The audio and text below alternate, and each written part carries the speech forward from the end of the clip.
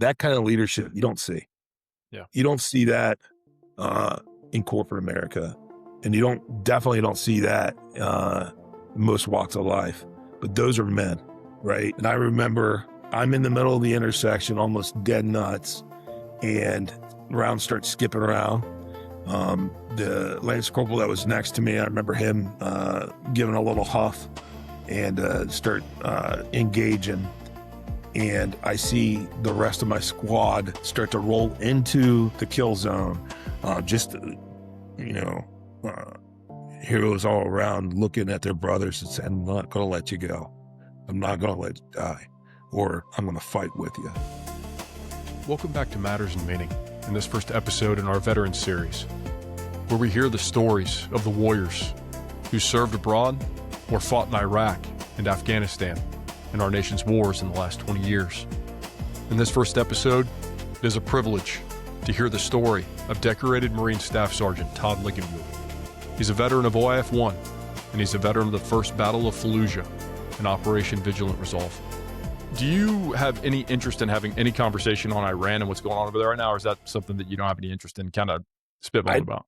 I don't know much. I think it's too early to really try to pontificate what's going on exactly. I think the information we had back in the day was that they were a major player in a lot of the insurgency that was in Iraq. You certainly saw some Northern and some Persian-speaking individuals. So I think part and parcel, they were in Iraq. Did we engage and probably put a few of them in the dirt? Definitely. How much of that really was coming from Iran or anything else? I don't really know. I don't know. You know what I mean? Yeah, for sure. No, and so what's the furthest north and west you ended up when you were in Iraq? Because I know that you were there twice, right? Yeah, so Fallujah twice, and then the first time I went in OIF-1, so the invasion across, we stopped at Nasiriyah for my unit. So we went Qasr, which is one of the ports down in the south. We bypassed the first little town down there. We actually bypassed them and went straight to Nasiriyah, and then we stayed in Nasiriyah until we got pulled out.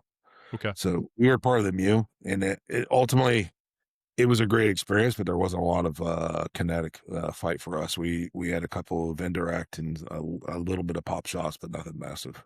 Okay. Well, I look forward to getting into those kind of specific stories and kind of stuff, but kind of going back to the beginning for you specifically, one of the things that you kind of pointed out was that you said your dad was a carpenter? Yeah. Yeah. So did like when it came to a trade like that, what did carpentry look like at that point for him? Is that like just working on houses or stuff, or was that like what did that? He was a cabinet maker for incubators. So they were the last wooden incubators in the US. And unfortunately that company went under. Peter Symes Incubators out of Gettysburg, Ohio.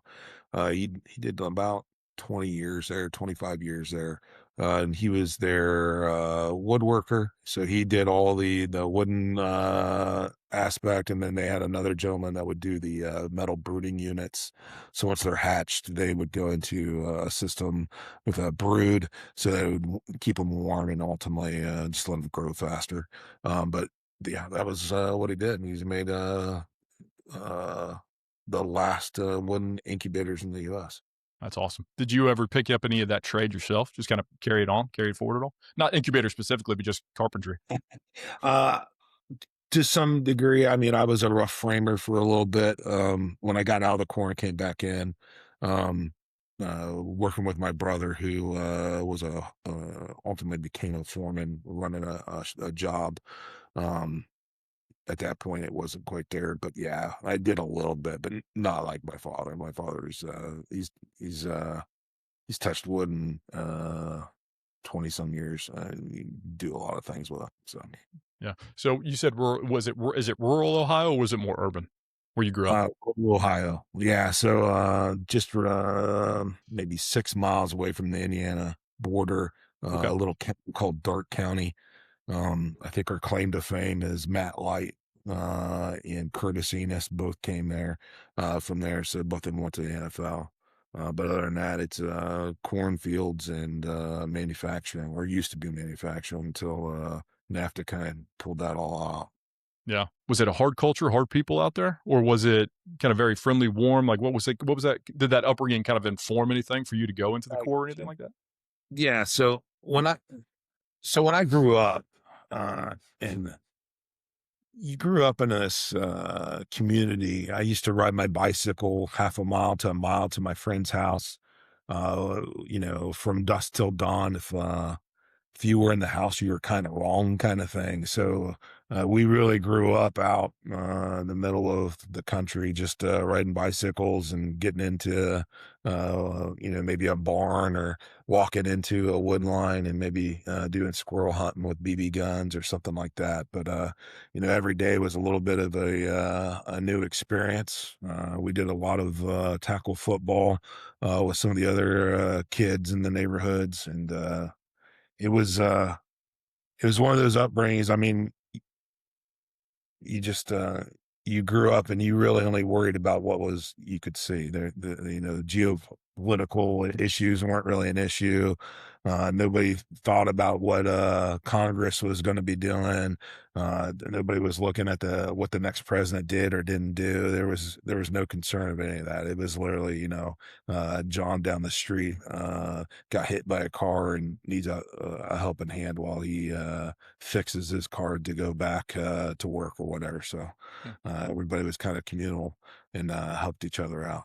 Yeah. What do you, that's such an interesting point. What do you make of such a significant dichotomy of growing up like that and then now just the absolute tsunami of connectivity? Because I mean, that's such a small amount of time. And and Jonathan, I agree. I think everything I see in the last 25, 30 years, since I grew up and became an adult, uh, we've really lost a lot of that that neighborly charm in Mm. America. And I believe a lot of that has to do with where our shift in focuses went in the last 30 years. I mean, we took prayer out of schools. Teachers used to actually matter, and now they're kind of lowest paid. You have more administrators and teachers. So I think all in, there's been I'm not going to call it an attack, but there's definitely been a focus to almost automate everything that we have going on. Instead of making relationships with your neighbor, you were making relationships now online. And you really start to lose that focus of a community and more of a self starting to come about. If that's right or wrong, I'm not certain yet, but it's certainly different than what I'm used to.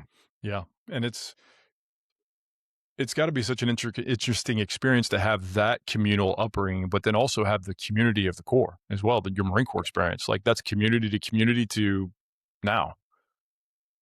I would agree.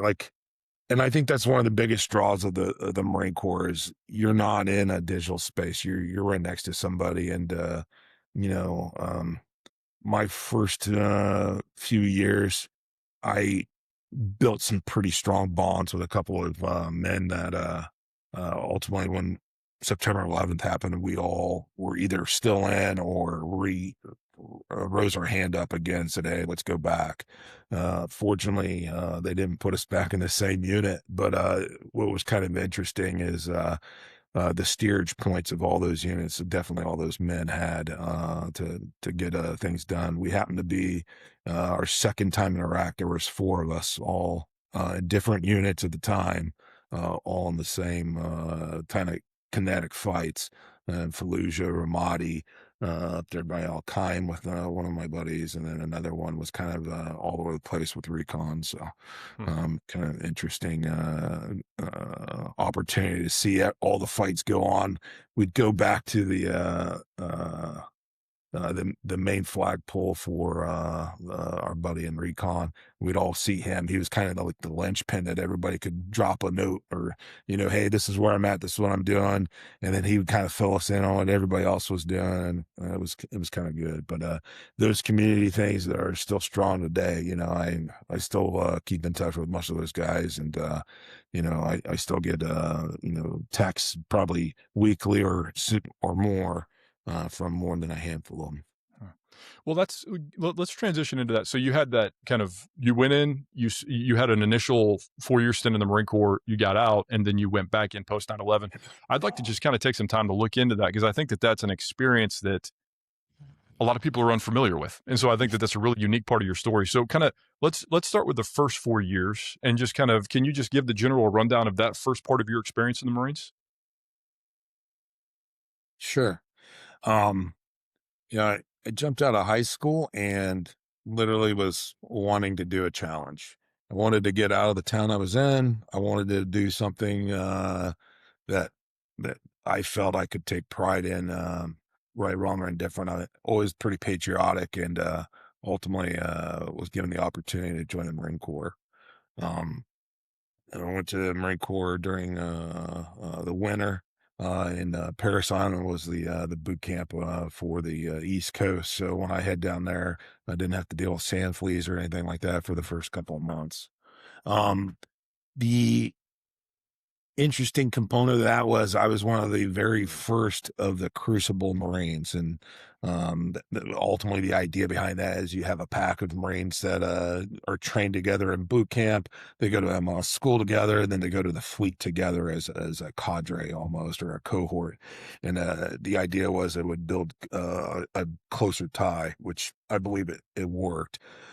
So we were the first group to go through it for the battalion that we were with, which was in First Battalion of Paris Island. We go through all that. We all get to the West Coast together in the middle of the night, wake up and see the hills of Camp Pendleton.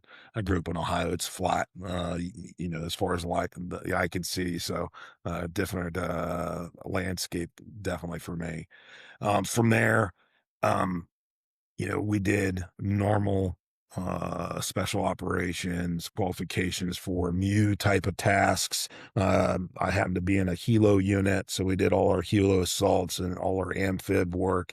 And the boogeyman in those days was Russia for sure.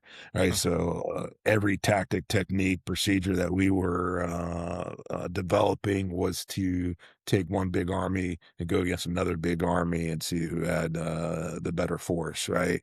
What year was Um, this, give or take? 96 is when I joined. Okay, 97 I really get into my unit because I joined in the winter. awesome. Um, so 97, just do a full workup. We go out to winter training, or excuse me, summer training up in Hawthorne, doing the mountain training up there. We get to do a couple of other interesting training programs, just getting prepped for deployment. And then we deployed to Okinawa with the 31st MEU, and ultimately do a lot of time on Japan. We get on ship, float around, and uh, come back with pretty much a peacetime type of mission set. It's just being ready and able, and if anything kicked off, be there. Todd, Um, do you mind just kind of for anybody who's not familiar with it, what's the experience like for a young Marine on a ship? Like, I think people hear that a lot, but it's like people don't really understand what that even looks like. Can you kind of paint a little bit of picture of that? yeah, so um, the ship life for cargo is vastly different than, say, some of the folks that drive the boat and whatnot. And Marines definitely are cargo on an LHA and LPD. Our goal and mission is to deploy rapidly from that, get onto Foothold, and then start making our way into land. So you figure out quickly when the chow hours are going for you. You figure out when the gym's open. You figure out when the flight deck, if there is one, so you can keep some cardiovascular going. And then other than that, really, you're just preparing, reading, uh, and training up. As a young Marine, generally, that's also filled with a ton of working parties, and everything else is, everything in its brother on the ship rusts, and you need to be able to help out wherever you can to keep the ship going. So a lot of boring days reading PMs and figuring out um, what are the next area that we're going on. So you do like some little intel briefs. Hey, we're going to go into this type of area. These are the things you need to be aware of, so on and so forth. Interesting. Um, yeah, it's tight, very tight. Sleeping four high, and uh, it's an interesting experience for sure. Is not quite the same as being on a cruise ship or anything like that, but Is the nice. idea of sea legs a reality? Like getting used to that? Was it easier for some than others, or on those boats, is it different because they're so big? I never had an issue with, to be honest with you. I think the closest I ever got to being sick is during shellback ceremonies or whatnot, going across the equator and earning into the southern hemisphere. You get your shellback, just an old tradition. I think that's the only time I ever really got close to being sick. Is some of the things they fed us, and even then, it was probably watered down from what it was back in the 70s or the 60s or anything like that. Yeah, that's interesting. I've always I've taken an interest in like the Napoleonic era, those wooden ships that they would have been on, and just the. I don't think people can fully appreciate how it's a very different and challenging environment to be in, from what I have been told, and it's interesting to hear your perspective on it as well. I mean, I've been on a ship a couple of times. I've enjoyed it each time. I think it's a unique challenge. What I really liked about it is you kind of get close knit with your guys. Yeah, So, OIF one, I rolled over on a shift, and I'd already done time on the Bellawood in my first four.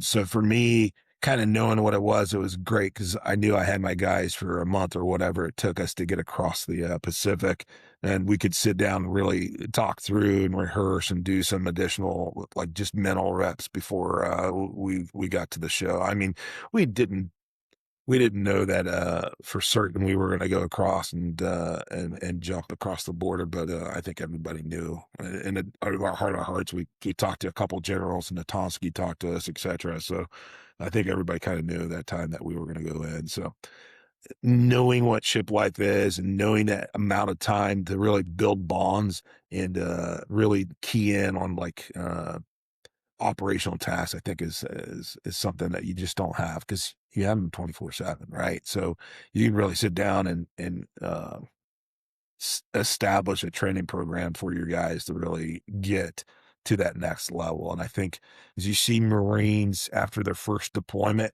some of those things are just the amount of time that you can spend. And you have the guy that is going home every night to his wife. Now you have them 24/7 for 6, 7 months, and he has no reprieve. He's there, he's learning. And, if we did it wrong, we're going to do it again. And if we have to do it again 20 times and that takes us 3 days to do it, well, by golly, we're going to get it done. And, I loved that part of being captured on a ship, if you will, as being cargo. Is you had no real day job other than get better at your own skills. So iron sharpens iron. You just keep working on the mental reps to get it there. okay. So you were kind of keeping in line with your story. You were talking about, so you went over to Okinawa and then on that Mew, and then you worked your way back, and then what was next? Yeah, so we come back 98, and at the end of the day, we were prepping for our next deployment, and we got pulled out of rotation. So we we as a unit, and this is when I was with the 3rd Battalion, 5th Marines, and I'm a senior Marine at this time. We didn't deploy my second set. So usually every 2 years, you have a training cycle, you have a deployment cycle, and then you have a 6-month reset cycle where you do kind of camp chores, and then that kind of cycle resets. So you do one generally as a junior Marine, and then you do one as a claimed senior Marine because you've seen it once. So we lost out on that opportunity, and ultimately what it ended up being was like a 2-year training program. So we never really went to another cycle of off doing camp duties or anything like that, but just continued to train. So um, uh, I got to do things like go to ProMet, which is one of the X studies that we're doing back in the day from Quantico. That came down and said, "Hey, let's learn to fight like the Chechens in urban combat." Interesting. So They took a platoon, and then after a platoon, they said, "Hey, how can you take that and ramp it up rapidly for a battalion?" So we did a training program for the rest of the battalion, and ultimately figured out how to fight relatively effectively in an urban terrain. And we're talking like assaulting, and this is all monitored and stuff. There's a ton of things that were going on, but um, assaulting and taking less casualties than the defense in an urban terrain. Granted, there's not a lot of the extracurriculars, so you didn't have your air power on either side. You had a notional artillery piece on each side, right? But at the end of the day, like when the rubber heats the ground and the heat of the barrels start to burn your front hand,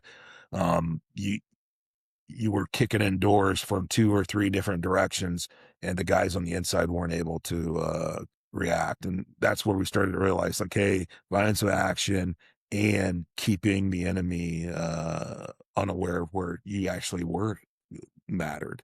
And from there, there used to be an idea that you would like slide in the open, or you do the Groucho walk and go all slow and slick and everything like that. And we realized quickly, now smoke it up, move fast, and be thunderous when you come in from different angles, and you'll dominate. Um, that package of training we took to the battalion and worked through them, and then ultimately did a couple of training packages with them, Fort Ord, and a couple.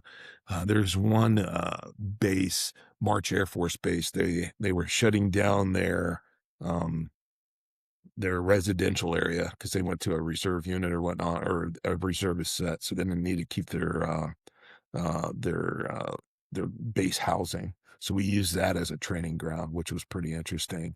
And then that plays out later on. So we actually reuse that into OIF1 and OIF2 training.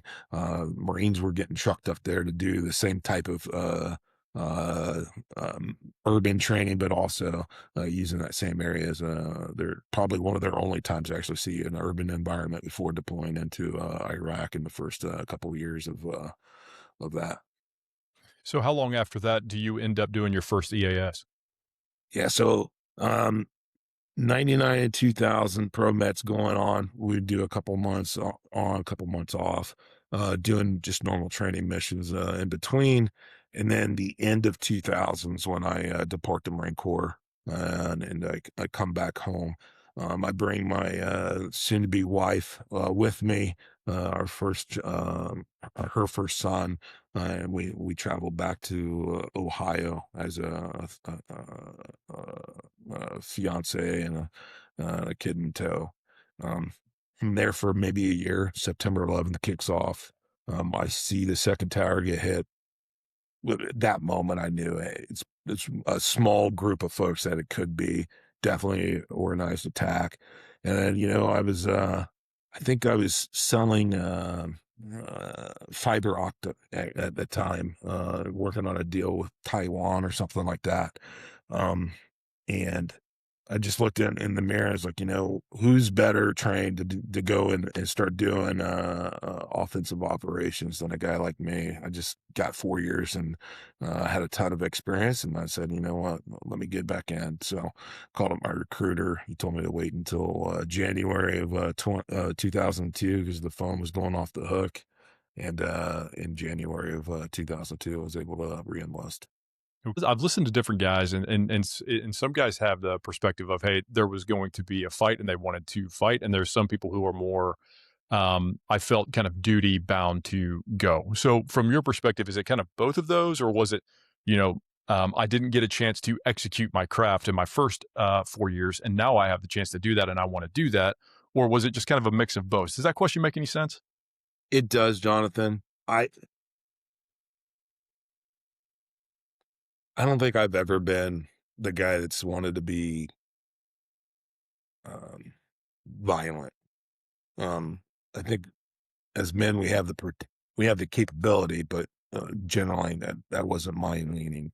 However, I knew if there was going to be violence, a guy like me with the skills I developed in the last four, um, I would be better served there than in in Ohio.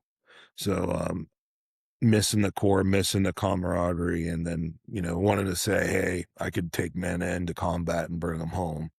Um, I think that's where the calling really was. It wasn't that I wanted to fight. I just knew that we were going to, but ultimately what could we do is bring men home. So I think that's really the motivation for me, is I kind of looked at it as an opportunity for me to bring other folks up and in and get them home. And first and foremost, thank you for sharing that. I think that there can be a misconception, even in culture, that there's just this barbaric approach to violence, specifically in the infantry community. And I think that it's such a benefit for people to hear people like yours story, who understand that, yes, this is a byproduct of the trade. However, that is not the motivating factor. But I think that others can really benefit to hear that perspective, because it helps paint the warrior in a much more, it brings out the humanity. There's an old saying, and it's probably become cliche at this point, but it's better to be a warrior in a garden than a gardener in a war. And the idea of like understanding what that experience is one thing, and preparing for it. Another thing is when you think about it, it's like it's not just a day. It at that point, we didn't know if we were going to deploy and stay or if we would look at something different than that. So ultimately, at the end of the day, the idea is like, hey, if I'm going to go, I'm going to go and I'm going to take a whole bunch of folks, and we're going to get through this whole thing as best as possible. And that, to me, that was always, I know I was a squad leader for 2 combat deployments and a platoon sergeant for a third.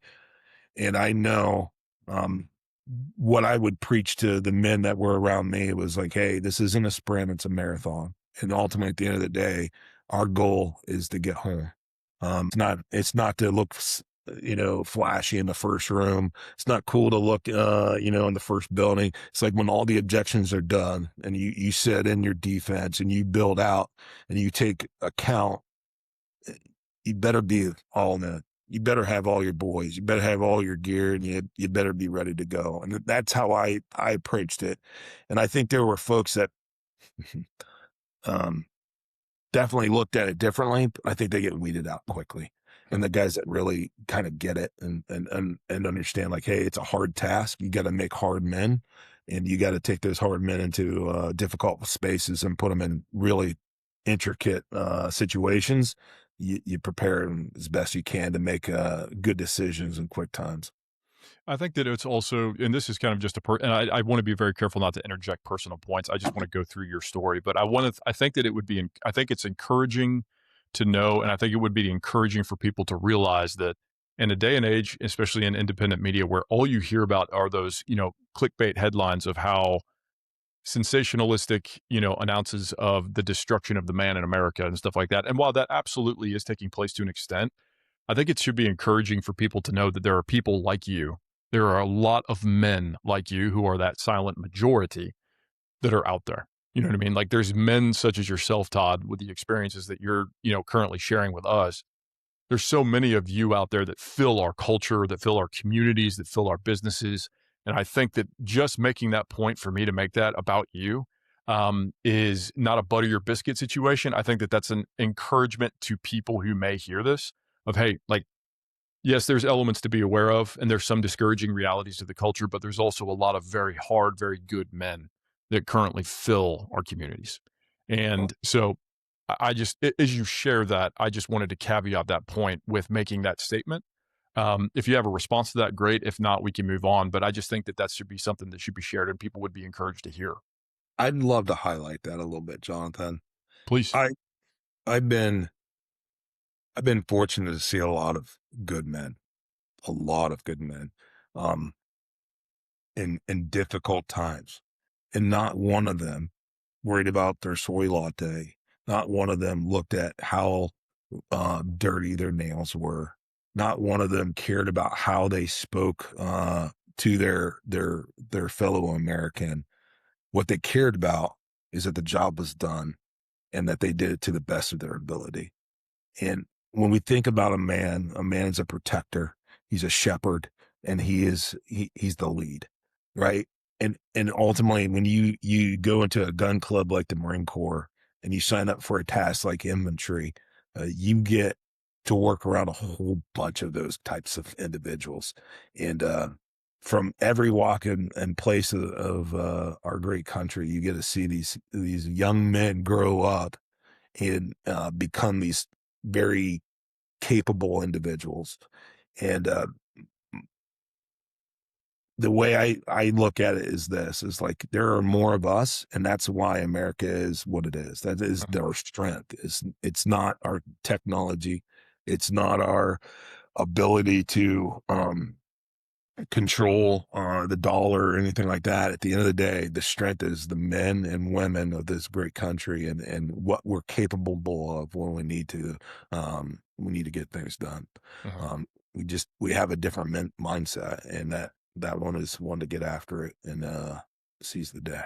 Yeah, and I just think, sensationalism sells, right? So, when you certain Yeah. situation like people sensationalize things, but I think that there's a lot of encouragement to be had to know that people like you, Todd, like there's a lot of them out there in our cultures and in our culture and our communities, and I think that needs to be highlighted and pointed out. So, just continuing on with your story, so you asked retread Marine, is that the proper term for the guys who got out and then got back in? Is that what they called it?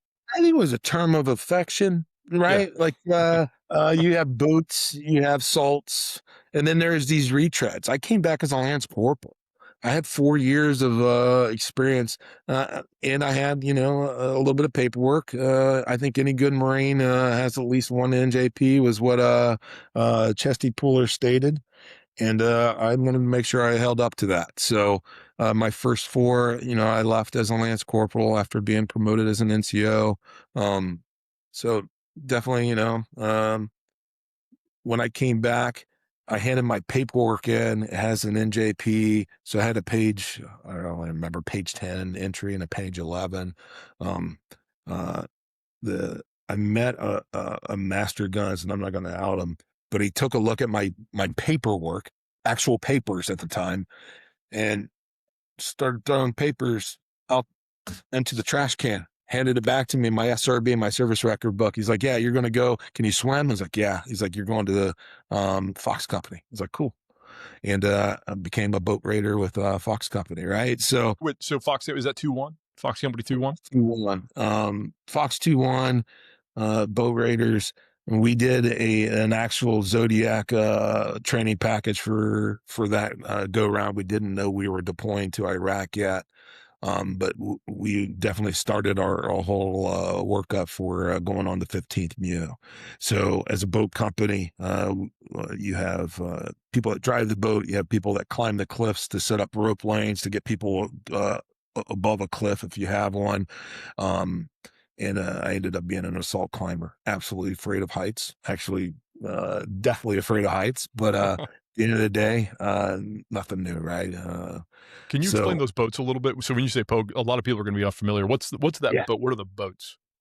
In the civilian world, it'd be called a dinghy, but in the Marine Corps, we call that a combat river raiding craft. It's a crick.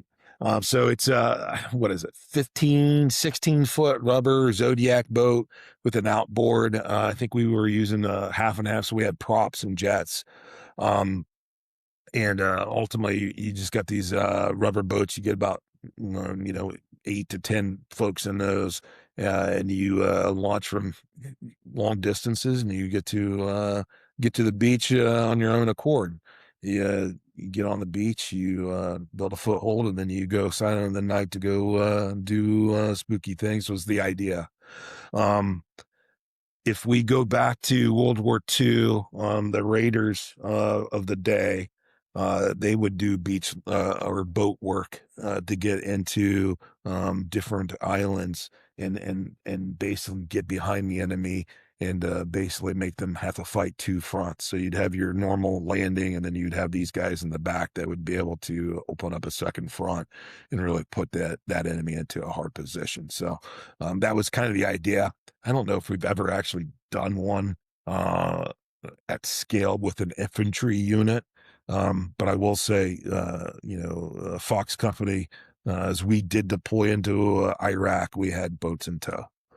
So we actually had two boats with us as we went into the desert in OF1. So that training system definitely was still conventional, but we were starting to adjust the target.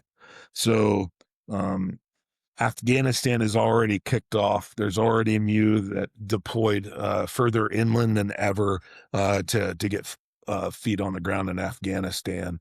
Um, and some of the lessons we were learning was this insurgent was less prepared, more difficult to find.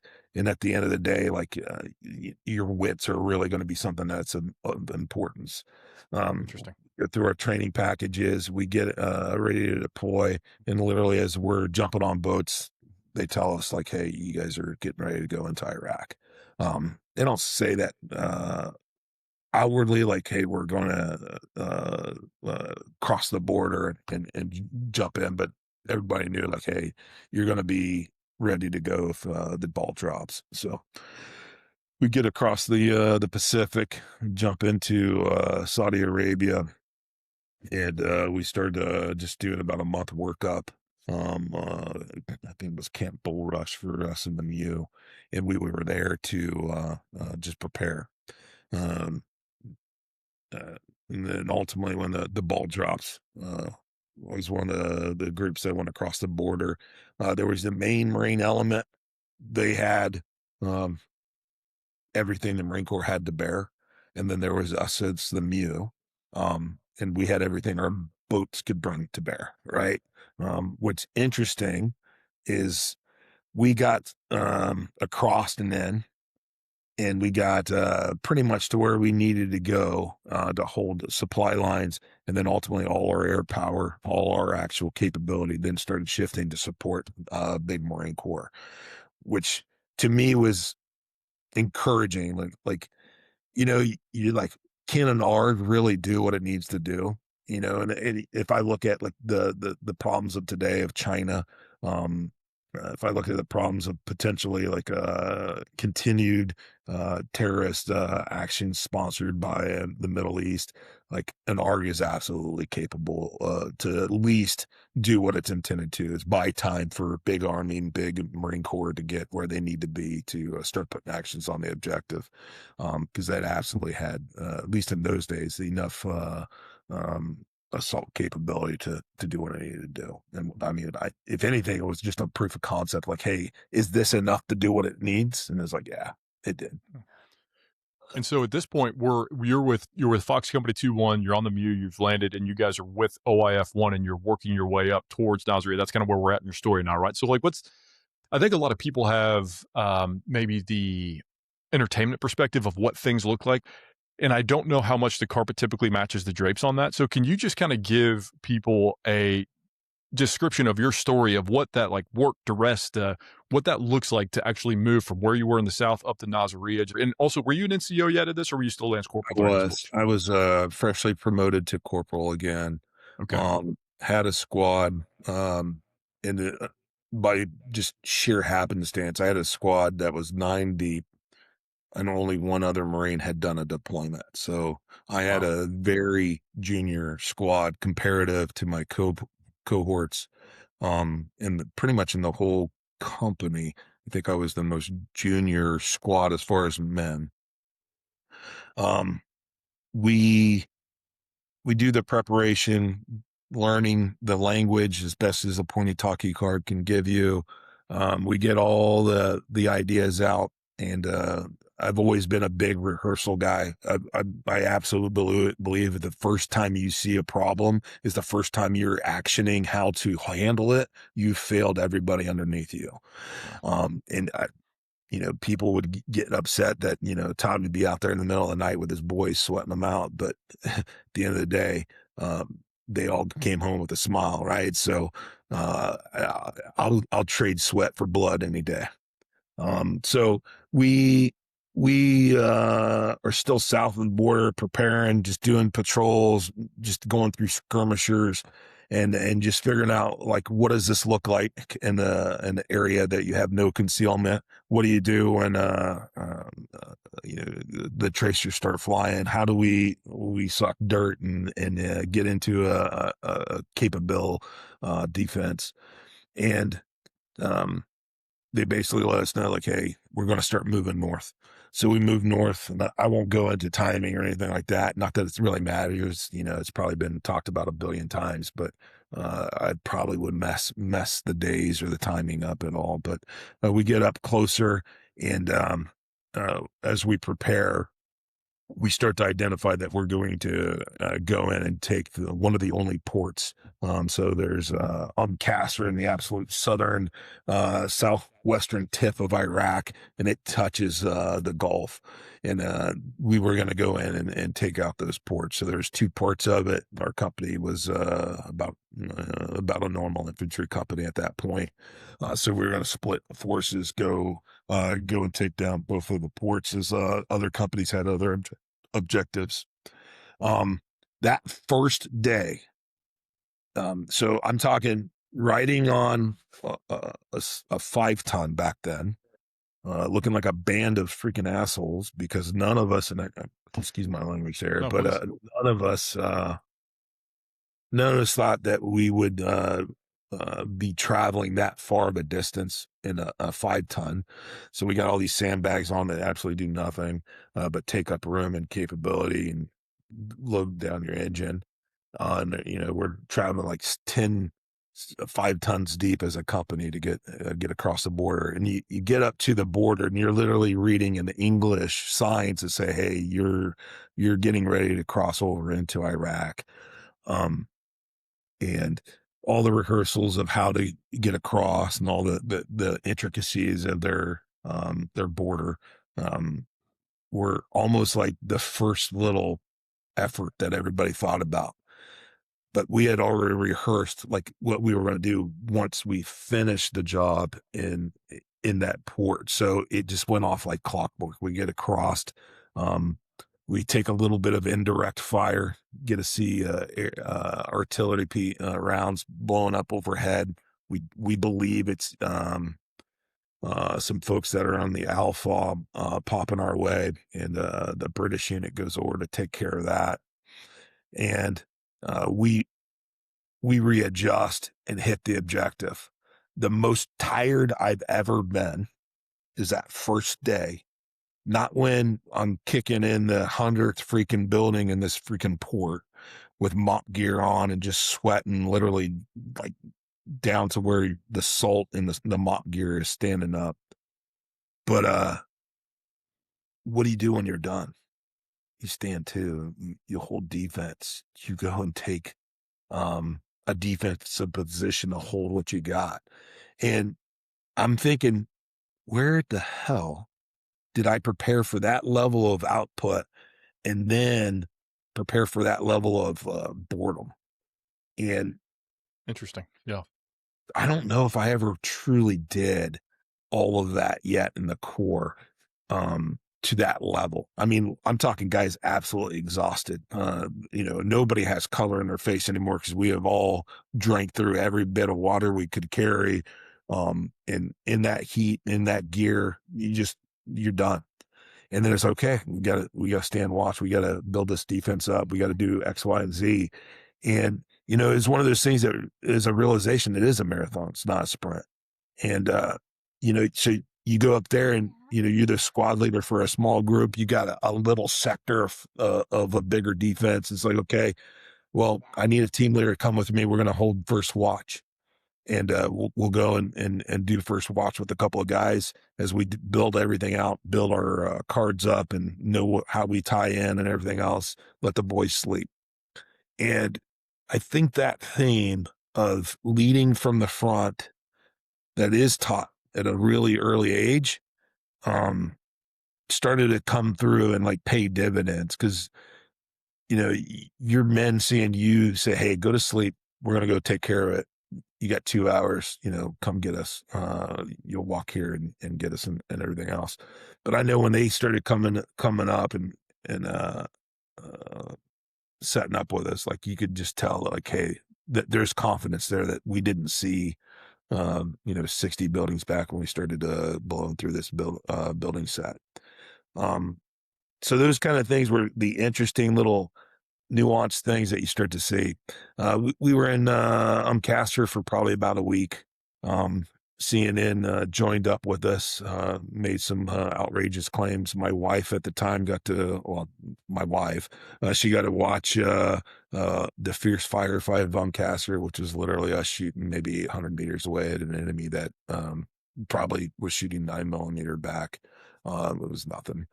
And so we moved north about a week later. Get to Nazaria. The main pushes already went through. There is some casualties from the units that went before us. And that's where I started to realize, like, hey, the people aren't the problem. They had found some injured and not injured, slain Marines that had perished before we got there, and they had buried them. And they were trying to find a U.S. unit to show so that we could recover those bodies. And this is about the exact same time that Jessica Lynch is getting brought. Excuse me, she was already taken, and they would recover her in Nazaria. I think it was Nazaria. I don't know. I couldn't remember where she was at. I wasn't there, but about that same time frame, we're getting these reports of these other casualties. So there's something to be said when that population is like, hey, in our culture, we bury that day for them, right? And they came to us and said, hey, we buried your dead. Here's where they are. And then a unit, not mine, but another unit went out to go recover those guys. To me, it was the first component that's saying, hey, not everybody out here is meaning to kill you. Some of them just want to, wake up in the morning and this bad story goes away. Yeah. And it can build their families and build their properties and make the best life they can on this world. So it was a huge kind of like learning point for me. Like, not everybody on the battlefields needs to be blocked and tackled. That's pretty much OF1 for me. We do some patrols. Um, there's a ton of ordnance in the area. There were people that got injured from ordnance. Um, I ultimately we get home, and fortunately I was able to bring all my guys home. When nobody in my squad got hit, nobody in my platoon got hit. We took I think as a battalion, one KIA early on, but other than that, we were pretty fortunate. We got to bring all our men home. Um, I had a couple of guys that got injured with ordnance, um, flashbangs. One of those things that you just never really think about. But the early procurement cycle, they had some components that just weren't really set up for long term use or wear for like the infantry. And it kind of goes back to that marathon and sprint discussion I talked about. A flashbang is really a DA type of tool. You get it issued to you, use it probably that role in that day, and then you hand it back. And we had these things for a couple of weeks, and ultimately it went off, and guy got hurt, but not massively. Um, we get back stateside, and me and my wife were figuring this out. I think that first OIF1, OIF2 for 2-1 specifically, we get back. Let's see, it's the 4th of July. We're in Hawaii. So probably a week after the 4th of July in 03, we're home. We redeploy in 04 February. So you're talking 5.5, 6 months. You do have some leave there. But most of that was training cycle, refit, get new guys. We had folks that were leaving. They had done their 4 or more because they're in stop loss. So they were getting out of the Corps, and you were getting a new set of boots to train up and get into fighting shape as soon as you freaking can. I'd love to talk about that component a little bit after going there once. And again, it wasn't this great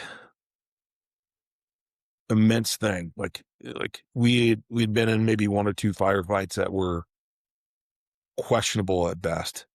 We had seen some carnage, but we really didn't dish out any real carnage. So I think a lot of us that were in the unit at the time kind of felt like, how do we make sure that when it is time, like, how do we become that violent warrior? So we worked pretty hard. We worked a lot of extra hours and took a lot of young kids, young Americans from everywhere. I had an Apache. I had folks from Washington State. I had folks from Texas. I had a kid from Boston. Just had all these different men from every walk in life, and we're like, "Hey, we know what the idea is, but we need to be ready for when we have to bare our teeth." So we prepped pretty hard, worked a lot of extra hours, and really prepared ourselves for the fight to come. We do 29 Palms in December. Tulin was a regimental commander at the time. He came out and he happened to see Fox Company. I think it was 3rd Platoon, but somebody bayoneted one of the targets as we were doing platoon attacks. Something that, is just ridiculous. Well, he saw that and he mentions it. And I know in his brief, he's just talking up the boys. But at the end of the day, it was like, we did a lot of interesting things that 29 Palms live fire cycle that I've never experienced at all. I know a lot of the guys that I've talked to before and the time I've witnessed it myself afterwards hadn't seen. I took my platoon on the platoon attack and my squad, we fought on the flank with machine guns. And then instead of fire team rushing forward, I bound my guys laterally across so that I could get closer with machine guns on while the main effort got cheated up, and I didn't cut off main guns until then. I didn't know to do that until I thought about, like, what would it really feel like if I cut off guns early and I have 2/3 of my platoon on the flank get cut down? How do I reconcile that in the mirror? I don't. So we practice this bullshit. I talk to the coyote and tell him what we're going to do. And he's like, okay, we'll let you try it, but we're probably going to have to cut you off. Worked flawlessly. We shut off guns when the first guy was ready to throw the grenade in the trench, which is never what happens. So little things like that I bring up just because being there helped. And just knowing what was about to happen helped. And you're talking, when you say be there, you're talking about previous experience, having been over there before, knowing, hey, this is the training cycle, but hey, when we actually are over, like, this is real time. And also, just for context, how old are you as an NCO when you're going through this process right now? Yeah, so I was 22 when I got out. I was 24 when I came back in, or 23 when I came back in. So I'm 24, maybe 25 right now. Yeah. And so the reason I point that out, Todd, is I think for any listeners, the context of understanding, hey, just 20 years ago, this is what 24-year-old men were doing. These are the types of thought processes that they were going about in their day-to-day. And that's just 20 years ago. It's so easy to forget, but I mean, the disparity between what the common 24-year-old is doing now versus what the 24-year-old was doing 20 years ago, that's a significant differentiation. So I felt like it was worthy of note. So, so please continue. So you're applying those real world lessons learned to active live fire training in your pre-workup that is only 5 months from when you get back to when you go again. So you're wrapping up this 29 Palms training, and then what's next? So we literally are wrapping up and we're told, hey, we're going back to Iraq, which wasn't, everybody knew, but we didn't know where we were going. And Tulin tells us in 29 Palms, hey, I'm picking you guys to go to Fallujah. So be ready. And we knew Fallujah was bad. We knew Fallujah was it's west of Baghdad, and it was one of the areas that even Saddam felt that he needed to have a buildup of forces because he couldn't fully control them. So we knew that it probably would be a decent fight. It's in the Ann Arbor province, and it kind of is the lock between Ramadi, which is the seat of Ann Arbor, and Baghdad. So it's that in between city. It's the city of mosques. It had about, I think it was 80 mosques, minarets there when I rolled in the first time. So we know we're getting ready to go there. We're prepped up. And I'm counting the days that my boys have in urban combat, right? So, excuse me, urban training. I had at that point countless times of going to different ranges just in the first four. Pro Met absolutely increased my experience set in an urban environment comparative to the normal infantrymen.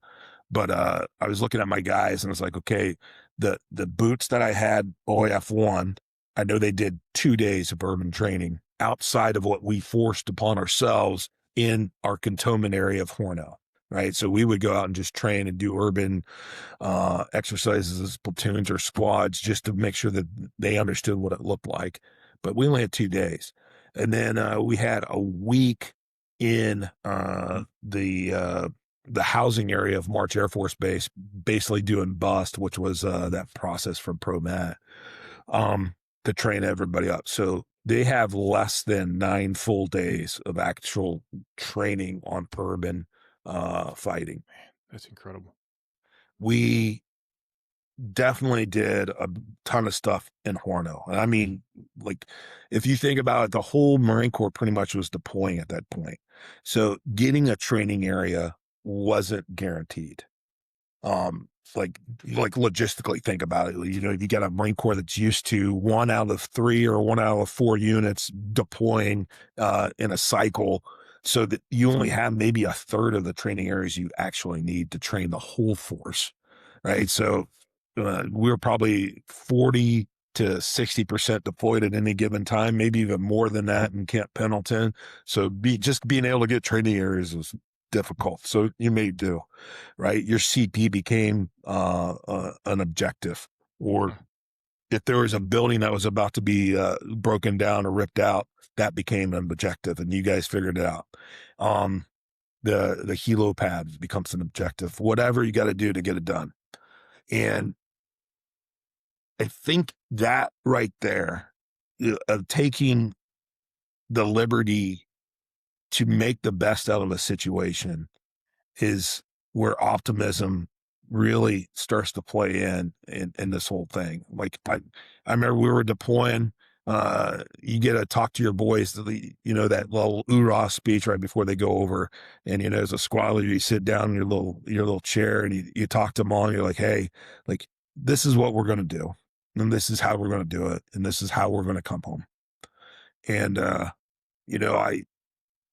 I knew, or I expected it to be a fight, and it didn't give up there. But we definitely started prepping. So we get into Iraq in February. We grab more vehicles than I've ever seen an infantry unit have, and we drive them north into our little base to relieve the army.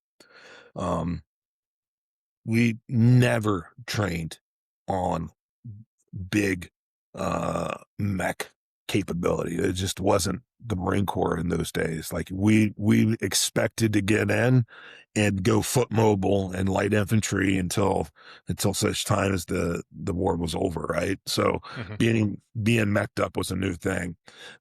We got a little bit of 30. Can you do a 30-second explanation on what meched up means?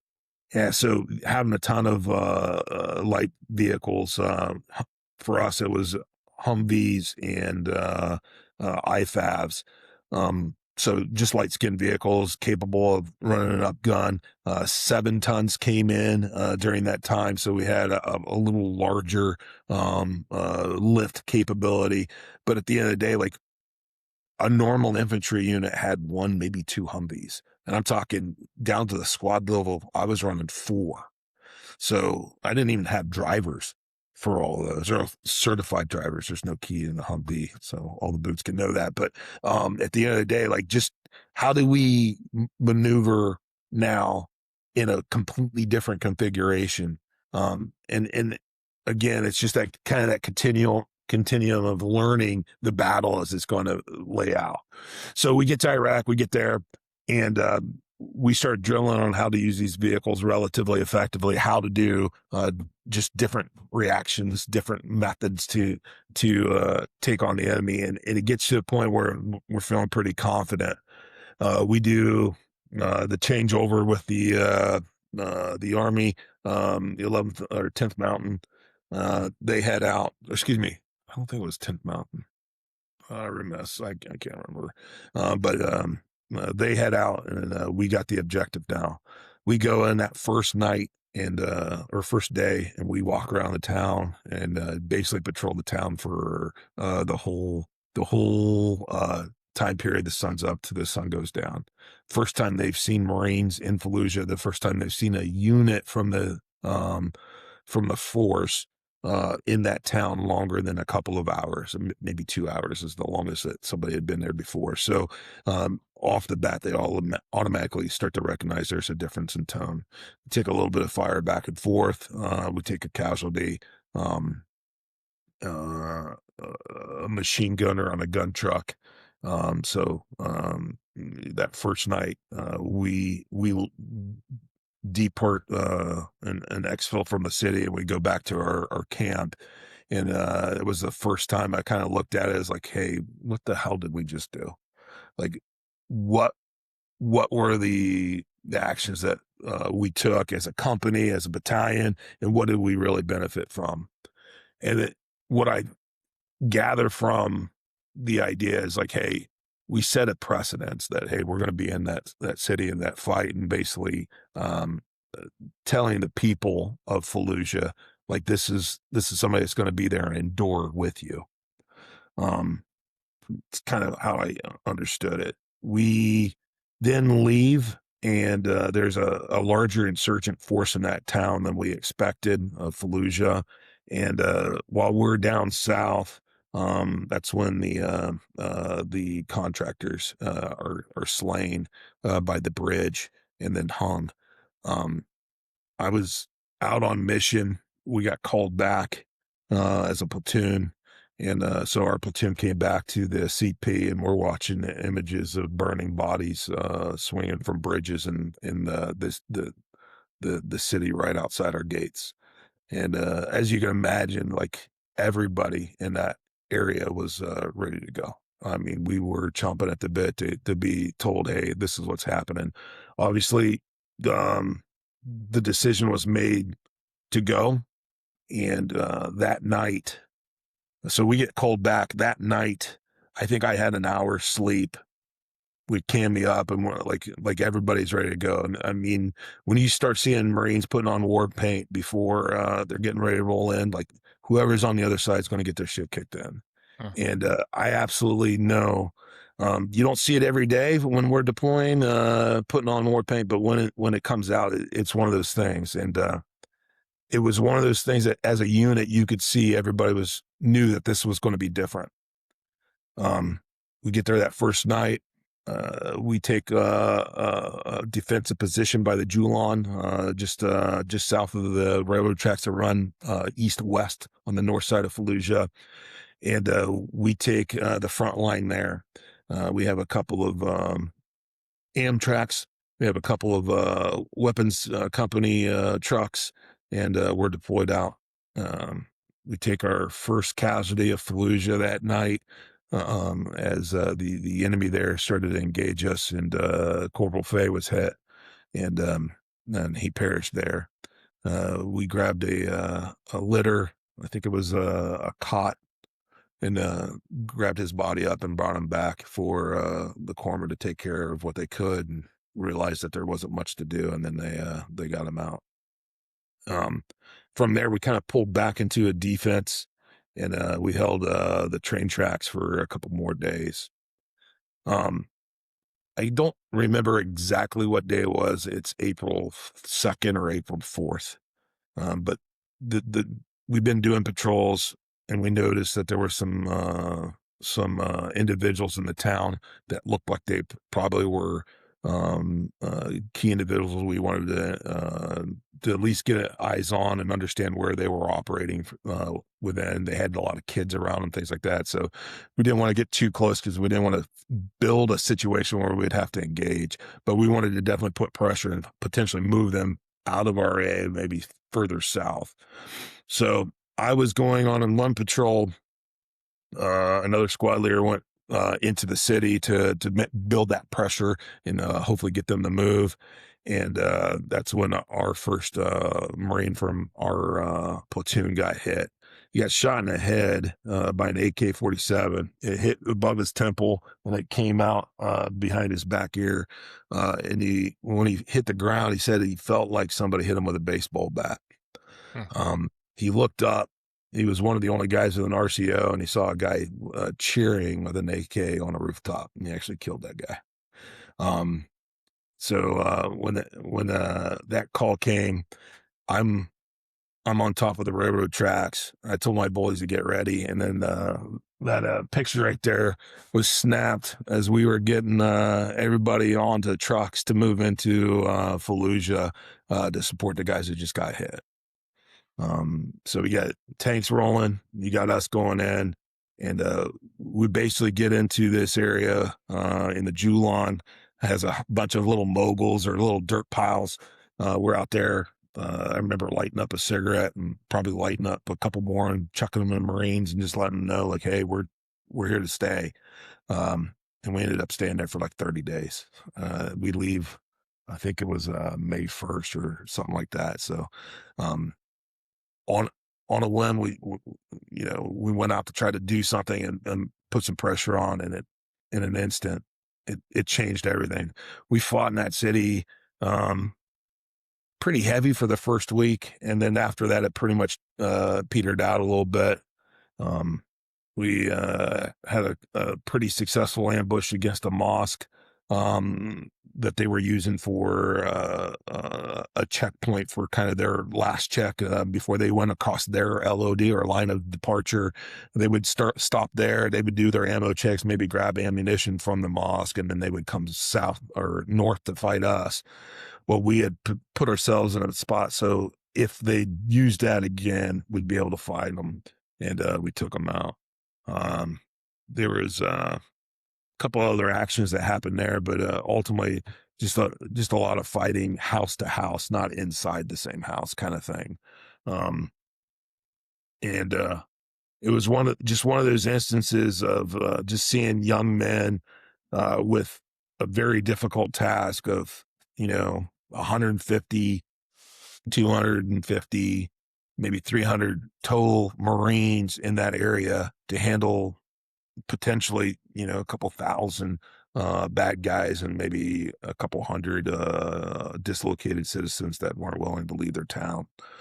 So started to understand like getting spread thin and why those vehicles and why all the things that we weren't quite prepared for back when we started the deployment, why they were needed. You start to understand, or at least I started to understand that point, like the scale and the resources required, and we were outgunned and outmanned probably 90% of the time just because of how thin the Marine lines had to be at such a large scale piece of property in the Anbar province. So we fight through. We have a couple of ambushes. I remember one time we had went south of this same mosque. So we're getting a little deeper into the city. We had one tank in support, two tanks in support. And literally I'm on ICOM talking to my LT, and we start taking fire. We start engaging back. Tanks start engaging back, and then we're going to break contact. So we start coming back north up the main road we're at. We get to an intersection that's still probably a couple hundred meters away from our front line. And down that intersection, we start taking fire from another enemy set. And I remember I'm in the middle of the intersection, almost dead nuts, and rounds start skipping around. The Lance Corporal that was next to me, I remember him giving a little huff and start engaging. And I see the rest of my squad start to roll into the kill zone to start lay down wood. So I got 2 saw gunners that just drop down and start just going cyclic down onto the direction of the enemy. And I got everybody else like rolling through and just doing rolling thunders, jumping a mag and getting to the other side. Just like we've trained this, I don't know, 5-10 times now. Far ambush, bad guys got probably an RPK, AKs, probably being engaged by 2 or 3 dudes, like threat level, not too high, but definitely for light skins like infantry, something that could be an issue. I remember counting heads, getting everybody out of the kill zone. We get out, and main gun from tank goes by. He launches one down there too. I mean, he's shooting sabos. So he's shooting around, makes a hole maybe that big, but it sounds cool, right? We get out of that ambush, and I'm just looking at these 19 and 20-year-old kids, and I'm wondering, like, what the hell did you guys just do? And I'm a little miffed because it's like, man, if that was going to be what it was, you weren't in the kill zone. The first rule is don't go into it. And they all went into it. And they all did it for one reason, because we were in there. And seeing stuff like that is what it's all about, right? Seeing men be men and looking at each other and saying, hey, I got your back. And a nominal thing, 2-3 guys shooting at us. I mean, we didn't take any casualties, but knowing that everybody was there, like, that pays dividends. We go walking the night anywhere. If anything goes bump, I know I got, 9 of the meanest motherfuckers in this world ready to help me out. Yeah. Makes me feel good, right? We go, we get back, we have a sniper engage us. So we go out as a squad to take out, or at least try to interdict a sniper. Again, I think my squad was truly this time around. I think I had 12 with attachment. And we go into the night by ourselves. Just a squad. I had Spectre overhead, so it's a squad, and then I got a 105 and a 25 and a 40 Mike with thermals and capabilities inserting. But at the end of the day, it felt really good being able to go out there and look at the men to my left and right and know that we all had each other's back. And that was the first time I learned that mission success looks different, but can still have the same outcome. Huh. That actual sniper, he was taking a pretty repetitive attempt at engaging us. Different building, but same time of day. So when we got near that time of day, we set up and went to go engage them, and we had limited engagement. Missed him, but he never took another shot at us for the rest of the time we were in Fallujah. So mission success, but we just didn't get him. He was down an alleyway. He was running. You got 8 feet from one side of the alley to the other, 100 meters away. Even if you thought you were going to engage him, you're probably missing unless you're leading at the last point and you're ambush firing on him. But it just wasn't going to happen. But it's one of those things that taught me, like, hey, Todd, you've done all these things in urban. Like, after this deployment, you're done with your contract with 2-1. What are you doing next? And I started letting everybody know, hey, I wanted to go to div schools. I want to go to urban assault. Well, at that time it was still called MOUT, but I wanted to go to be a MOUT instructor. The rest of that deployment still has a ton of shit to be done. We go up to Sacagawea. We stay there for another month. We take a KIA from our first IED as a platoon. Our first sergeant loses a fair portion of his face. And I saw a man, probably 35, 36, sitting on the side of a berm. His Humvee's fucked up. He's got a 1 KIA. He's got multiple wounded, and his face is literally hanging on the side. I roll up as the QRF. I jump over to him, like, hey, First Sergeant, what do you need? He's like, hey, get everybody else helped. I'll be the last one. That kind of leadership you don't see. Yeah. You don't see that uh, in corporate America, and you definitely don't see that in most walks of life. But those are men, right? Mm. Literally bleeding, his face, literally his skin is ripped off, and he tells a corpsman, "Go pound sand until everybody's good." And it literally, when everybody else is triaged, those that we everybody else but the one, um, he comes over and he's like, the corpsman comes over, he's like, "Hey, it's your turn." So all right, and you know, guys like that are a dime a dozen. He was a um, mechanic for the air wing before he got his diamond. So he's not even an infantryman by trade. He's just a Marine. Hmm. And that's where one of the other things I used to tell guys really matters is the only thing you'll ever know is the name tape of those around you, and it's the last name, right? So make sure you make a good impression because that name is what's going to be known. And Steve's a good dude, but he was one of those guys that just set tone for everybody. Okay, so we're kind of going along the tooth here in Fallujah. Um, the rest of that tour could be summed up as they didn't want a lot of kinetics until after the election in 2004. So we were doing route security. We were doing a lot of things along main MSRs, trying to just buy time until the election's over. We believed that we were going to get extended. Um, However, I think what happened was after a couple of months of IED casualties, um, uh, at some point there was probably a decision made like, hey, these guys are just going to rotate back.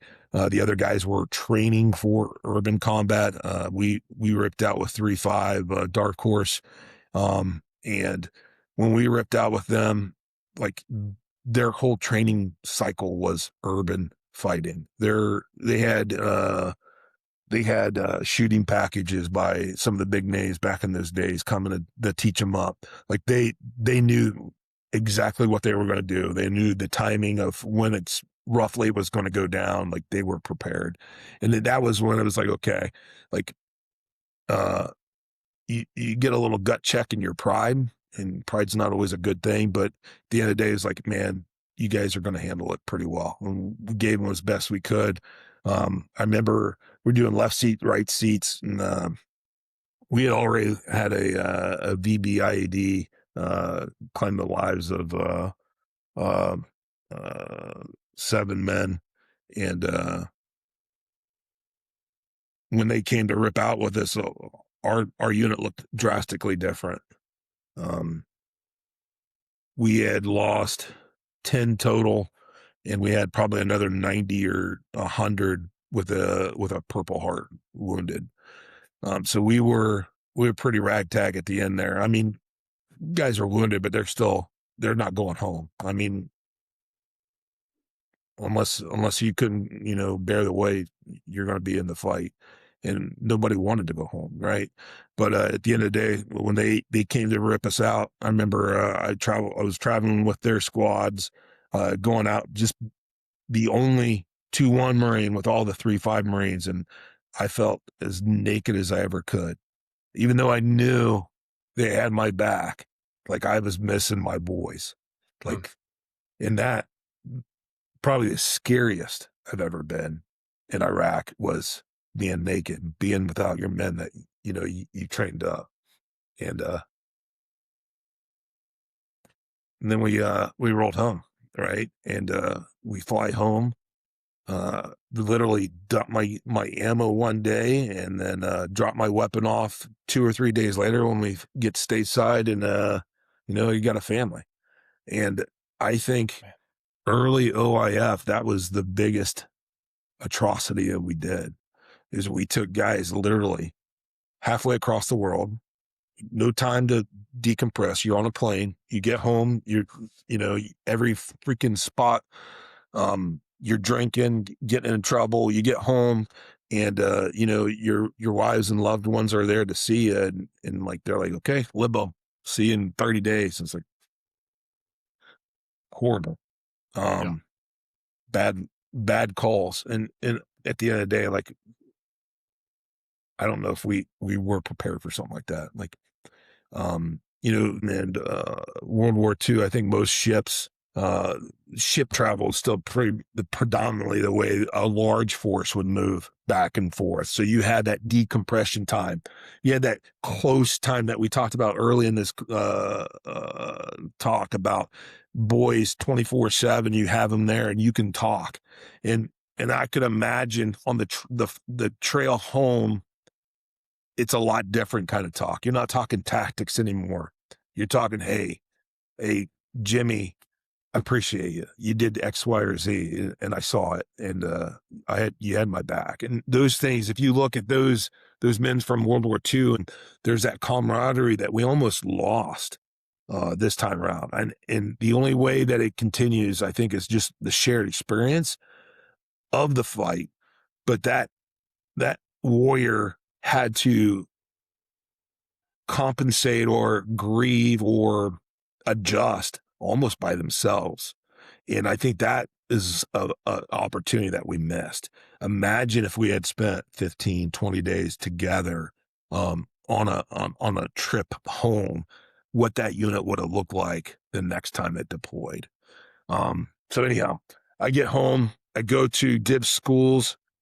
I think it was 2 or 3 days after we returned from our block leave.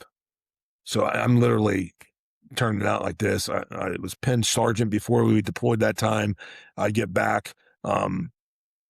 We do our time off. I get back. I stand in formation and tell my boys, hey, I'm leaving. And felt naked. I thought they were deploying to a MEU. I thought they were going to go and do some bullshit mission of going to Japan, and that's what I expected. And they end up going to another fight in Iraq in 2005.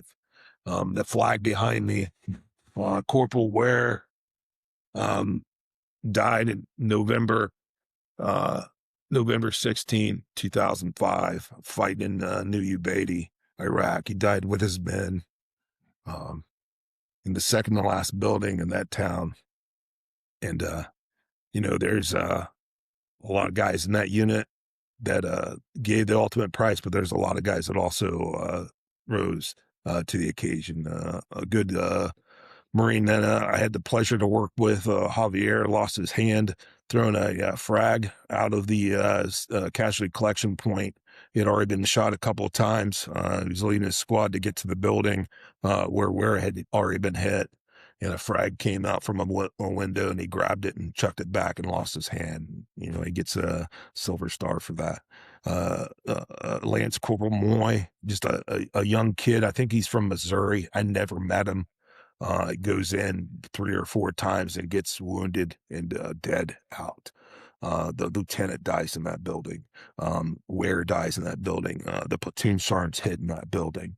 You know, uh, heroes all around looking at their brothers and saying, I'm not going to let you go. I'm not going to let you die, or I'm going to fight with you. And those things are the craziest parts of all this. It's like, it's not the sprint. You're not just going to hit one building or 2 buildings and go back to the fob. I know exactly what they had to do after that. They had to go and clear more buildings. They had to hold security for multiple days. And then at the end of it, they had to adjust to a platoon being pretty much decimated and being chopped up and sent to other platoons and continue to work. But I bring those guys up and that experience that I really wasn't there, except for I remember being home and hearing that they went into Iraq, and I was bated breath. And then when I heard the Ware died, it hit me hard. He's my RO. He was the young Marine that would be in the same hooch as the squad leader, me, and like, we shared fighting holes. He was my battle buddy, if you would. He was the last Apache to die in combat, and just he died when he was 20 years old. Good kid. What was his first and name? Joshua J. Ware. Hmm. So anyhow, hear about that, and I'm already knee deep. I think at this point, I'm at div schools. We were doing 2 training sessions at the same time. So you had an early and a late. So, my wife would be like, I thought you came home to spend time with family. And literally I came home, and I think I worked those first 2 years pretty heavy. And my mission was easy. It's like, make every Marine better that got in front of you, and never say a class is full, never say there isn't room. Like, how do you give back to Big Marine Corps and back to those infantry guys and recon and ground combat units and RD that were going to be made into rifle squads? How do you make them better? Well, you take every skill set you've learned, everything that you've developed or identified, and you try to pass it as best you can. And I was luckily chosen to be the chief instructor for the Mount School right as we changed from Mount to Urban Assault, and just being able to work through that whole component. And then a shooting package we were doing on the side, they said, hey, let's use that, and that morphs into an MOS producing shooting package that becomes like the Marine Corps shooting system for the next 15 or so years. I had a little part in all that. But those 3 years were hard on an infantry guy, because you're doing everything you can, knowing what it takes to be in the sandboxes, and you're kind of getting to play it from the sidelines, and you're just trying to figure out how to help. But I'll say this about that time, and I'd like to go on to my last deployment to Fallujah. Okay. So about 2 years in, I was done playing stay home. I wanted to get back into the fight. So I remember telling, I told the master of guns at the time, I told him he was a cocksucker. He wouldn't send me. He said I was needed here and all this stuff. I was like, yeah, you fucking cocksucker. Let me fucking go. Ended up being the wrong thing, right? I had to stick for another year. He ended up becoming, I think he became the controller or something like that. So he was like a big Marine Corps pulling buttons where everybody went. And my time came up, and he saw my name. He tried to get me to go to 29 Palms, which I'm not. I like to train there. I don't want to live there. So I pulled every string that I had, and I got sent to 1-4. So I get sent to 1-4. I'm selected for staff sergeant. And the world's looking up. During this whole time, I don't talk about my family much, but my wife is an absolute trooper. OIF1, she had one young buck in her bed when I was away. OIF2, same thing. Now the 3 years, I've got 2 kids more, so I got 3, and I got 1 on the way as we're getting ready to deploy with 1-4. So she's got a host of duties as a woman, married to a guy that's focused on other things, right? Not because I wanted to, but because that's what ensured that I could be here today, and I could be here in the future, and bring as many men with me that could be there as well. So, you know, the where I was at was so we're prepping. We go to 1-4, and the workup for 1-4, it's a little bit longer. We have probably a full year, because they were actually on deployment when I got there. So when they came back, I had already been in the unit probably 3 or 4 months, and started building some of the training systems for them. I knew all the guys at range control. I knew all the ranges available. I knew all the different nuanced items for the next package that was going to go in. So it just kind of helped her 3 a little bit, having this guy that kind of knew what to do. And while I'm not going to the 3 or anything like that, I'm definitely trying to help out where I can. They get back, and we start the deployment, and we we're preparing to go back into Iraq, and by happenstance, we're going to go back to Fallujah. So, uh, there's a lot of mixed emotions for a guy that's fought there, watched the second fight go in there, and how many they lost. When I was at div schools, half the thing is you hear all the stories of the guys that were there. My director, when he returned, he was from 3-5. He became our director at div schools. Like, I absolutely knew what their fight and what his concerns were, and all those things. So the only thing I knew is that we hadn't had a big blow up since probably 06, 07 in Ramadi, and we're still in those areas. So I'm going back to what I know and trying to build out a certain thing. And a lot of the enlisted senior guys were talking about drill and everything else in Iraq. So there's almost this difference of opinion. And I think what it was is a lot of the guys that had those mentalities of Marine Corps is normal but deployed, and those that were like preparing for combat, I think really broke out to what did you do when the first 2 or 3 years of OIF and OEF kicked off. If you were stateside preparing, you probably had a different outlook of what that looked like. If you're a guy like me that,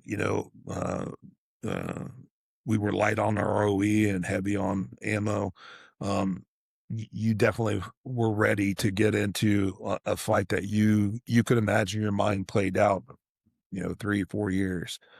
So we deploy, I get there, I count the minarets, 17.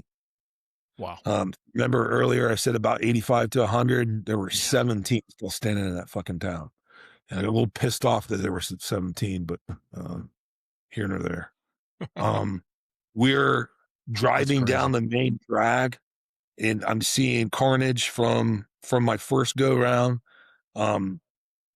We go south, and there's a Trifka, the road formerly known as, kind of a play on words there, but we had an OP there. I had been there in a skirmisher trench that we dug. They now built it out to be an actual position. Demill that, and that was really the game, is we were kind of consolidating our forces and pulling out of the region. So, it was an interesting space. I had an OP named Castillo after a Marine that was shot, which was something crazy. They named an OP after a Marine that was shot in the OP that was infiltrated by an enemy fighter. When I took that position, I had 2 things. 1, I'd be fucking damned. And 2, come try us. So we would zero our fucking MBGs nearly every night. There would be a dog out somewhere fucking giving one of our fucking patrols hell. And, their days would be numbered. And when the night fell, anybody that was in and around those areas knew Marines were very, very much awake and very much capable to fucking do carnage, because they would hear the dogs yelping and hollering and then doing their death wobbles. So, relatively benign deployment. We had taken maybe 2 ticks. Our main ticks for what does tick stands for? In contact. Yeah, troops in contact. So okay, nothing massive. Like, we're talking like it was the most boring deployment I had to date, but it was one of those where you had all these sayings from OF 1 and 2, like complacency kills, and don't be the one that gets shot at. Basically, if you get shot at, it's because you present yourself as a weak target. If you're a weak target, you absolutely earned what you got, right? So all those things, you're still trying to push to the men, but they're seeing salsa night go at the big shops. They're seeing Wendy's or Burger King or whoever it was at some of the big camps. And, trying to be a warfighter, telling them, I went 40 days without a fucking shower, and here they got a generator in a hot shower that is ready for them anytime they need it. And it's just, or a refrigerator with chow in it. Just it was a different fight, and it was one that got me started to think. My last uh, my deployment, my wife was pregnant. She had 3 kids under the age of 10 in her bed, one ready to pop. And I really started to consider like what do I want to do with my life, right? I'm no longer kicking indoors. I'm a staff sergeant. I'm watching other people do it. Um, and it got me to this point, like, my time's done. Like I've fought a couple of great fights. Maybe not as much as some of the other dudes, but I absolutely believe we were tip of spear a few times in Fallujah. I'd trained as many dudes as I could to the best of my ability, and now I'm at this point where I'm watching it go by me, and I'm too old really to go. I think it was like 30, 31 at this point. Like I'm a little too old to really go in and start a career somewhere else in the military, and try to get back to that shooter position. So to me, it was like, okay, what do I do? And I let everybody know, hey, I'm rolling out of the Corps. I'm not going to stick around. And a couple of my buddies had left as well and started training companies to train Marines or train military folks. So I started doing that on the side with them. We get back to the States, and I got about 6 months left, and I said, you know what? Let me go. I know how to shoot. Let me go and be the staff NCO for the MTU for First Marine Regiment. And so I went over there, handpicked a couple of dudes to be my instructors, and uh, we had on calls maybe 5%, 6%. We dropped that down to less than 1%. And basically I sat down with all my guys like, listen, this is the easiest gig you have in the Marine Corps. All you're going to do is talk to these men and show them how to shoot. And we're not going to stop until the last dude qualifies. And I remember um, a kid from 1-4 is now a senior Marine, and he's out on the range, and he unquals on a Thursday. So he has Friday morning to qual. So I drive out there and, sit down with him. And I was his staff sergeant, you know, 3 weeks prior, 3 months prior, something like that. I was like, hey, Juan, it's Todd. Let's talk. Let's shoot. So we go through the course of fire, and literally it's him, me, and the rain. And I take a look at his data book. It's like, yeah, you've been fucking this up all week. Do these adjustments. But anyhow, that set tone with like all those guys, like, hey, I'm gonna fucking do. And we absolutely turned that system around and started producing guys that actually knew how to shoot again uh, in a short period of time. Um, when I left the Marine Corps, there were 6 guys in that formation. And again, if we go back to like, how did that feel after everything I'd given to the Corps? To me, it almost made me happy because it meant that there's no hoopla for the individual. What matters is the beast, the guys that are out there forward deployed and doing, and you come back, you did in your time, and you just roll out. So, I remember counting them on and thanking them all because they were all, my instructors. I told them appreciated them, and jumped in my car and drove off base for the last time.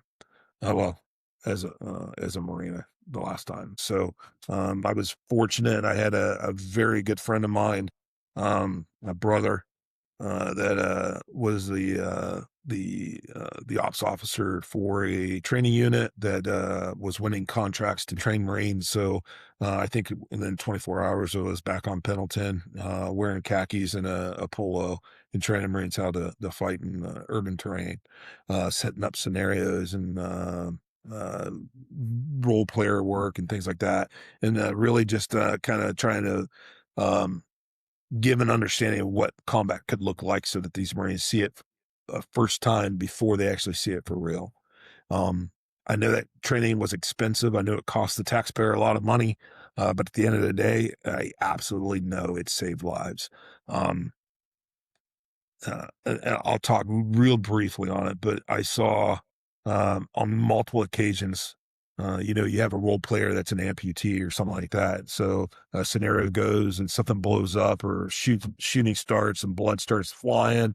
And you get this young kid that's 18, 19 years old, and you're yelling and screaming at him to kind of raise the heartbeat a little bit. And he's looking at it and he gets that first pulse of fake blood on his face. And you see his eyes kind of roll back in the back of his head. I want his eyes to roll back stateside. I want him to have to figure out how to fight through that kind of I wouldn't call it terror, but just uncertainty stateside. Because I know once he goes into the shit for real, he's going to be looking at an enemy, and when that happens, it's not going to face him. And I know that to be true because I know all the Marines that I've seen fight with me. When shit hits the fan, the blood starts flying. Their first triage is returning fire, and they don't have to think about it. They don't have to talk about it. They just know what they got to do, and things like that felt good.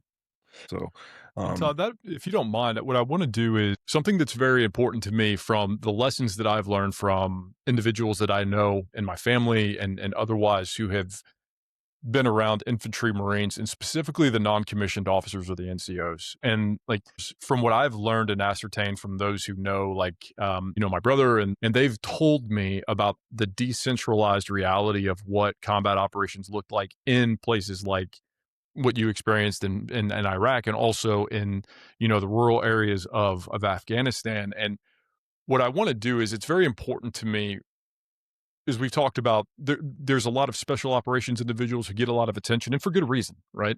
However, I think that the story and the burden borne by the non-commissioned officers, the daily patrolling, the urban clearing and leading, those decentralized small units, the decisions that they're making, everything that's associated with that burden that you've described for us over the course of the last, hour and a half or so.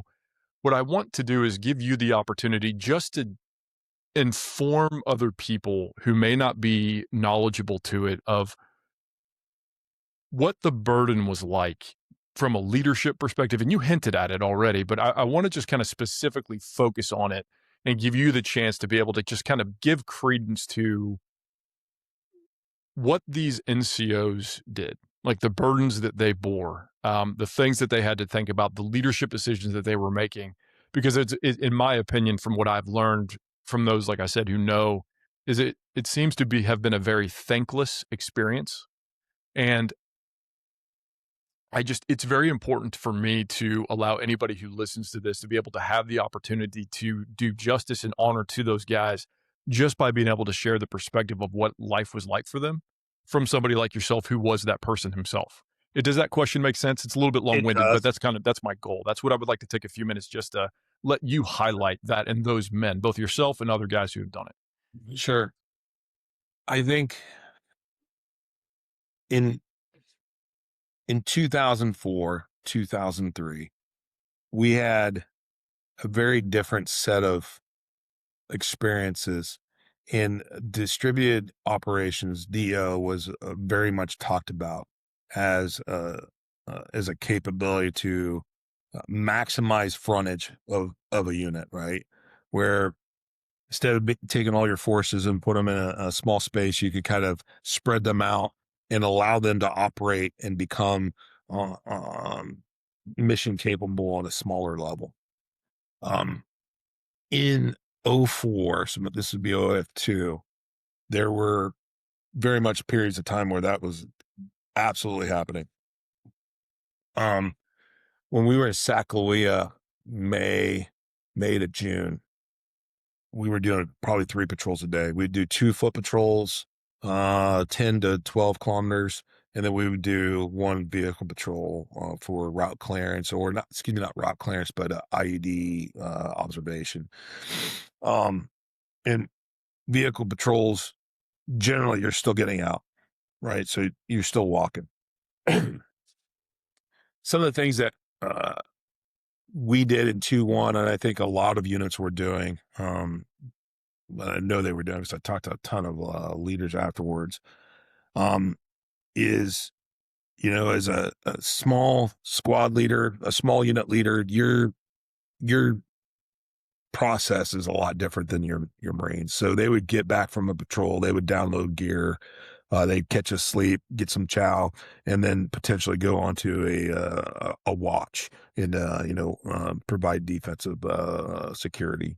A leader, you're getting back, you're debriefing with your boys, and then you go and debrief your leadership. The kind of the big picture items you saw on the patrol, and then you get your tasking for the next patrol. You start doing your coordination work, etc. You finish all that, you might have an hour or two, get down, then you wake back up, and you're prepping your boys for the next one, give them a mission, ensuring everything gets prepared, and make sure you guys are ready to step off of the line of departure. So for me, the boring parts of war were probably when we went into a straight defensive position to hold a part of a roadway to just ensure no IEDs got stepped in. And you don't need a leader really there to do that, comparative to, say, more what I would call more offensive effort of patrolling and actively working. When we're doing that, I think I was averaging 3 hours, 4 hours a day, asleep. 3 patrols. Normally was around 220 was my training weight. I'd get down to about 180, 185 was my fighting weight. And, eating maybe one time every other day, maybe a couple snacks here and there. But at the end of the day, like, squad leaders, small unit leaders definitely are putting in some hours to make sure that everything's ready for the next one. I remember we were doing patrols, 3 days of patrols, 3 days of defense, and 3 days of QRF. So QRF was like our opportunity to kind of be down, and you'd be out in the village or out in the town for 6 days. You come back, you have about 3 days off, and you're just kind of catching up with family, long distance, cleaning all your gear, getting your PTN and everything else. And we had this QRF, and um, guys getting ready to go isn't hard. Like it's like, you ready, let's go. And 10 minutes later you're out the door rolling.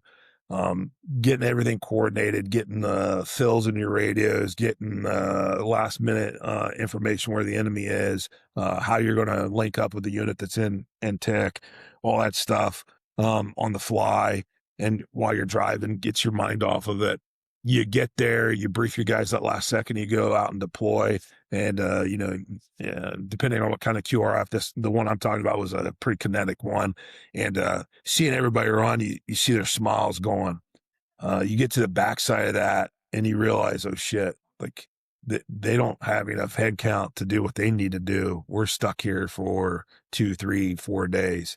And we don't have enough head count to do what we need to do either, because the rest of our guys are doing something else. So you really quickly understand how quick like your life changes, and there's nobody there to bail you out. It's fuck. It's just you. So, you set up and you start doing your things.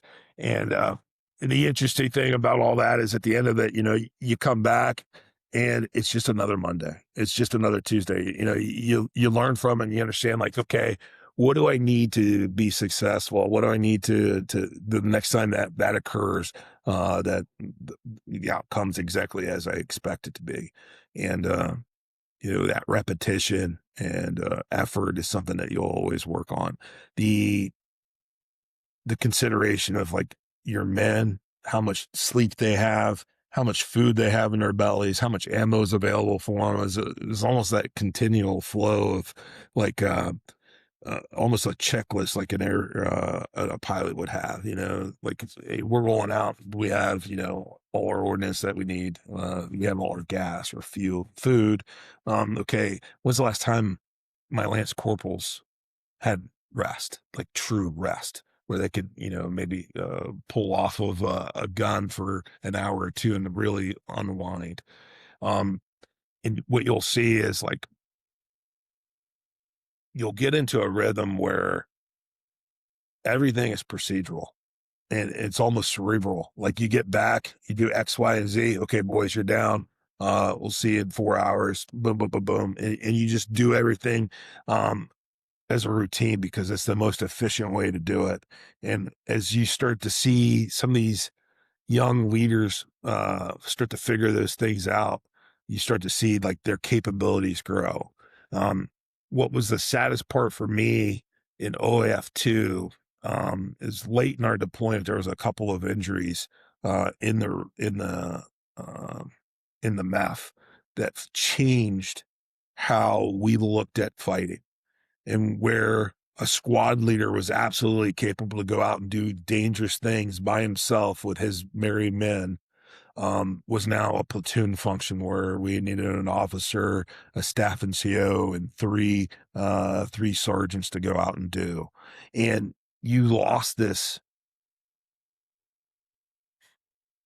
I wouldn't say it was dry, but you almost could hear like a collective like gasp of like, what the fuck are you guys doing? Like, this is how shit gets done. And we pulled away from that. I think it was more political than anything else, and it worked. I mean, we didn't lose a lot of folks in either Afghanistan or Iraq for the amount of years that we were there. But I absolutely believe that we also kind of forced ourselves into a different direction. I've done ambushes with just my men in the middle of the night, in the middle of nowhere, looking at a road, or go on patrol on foot.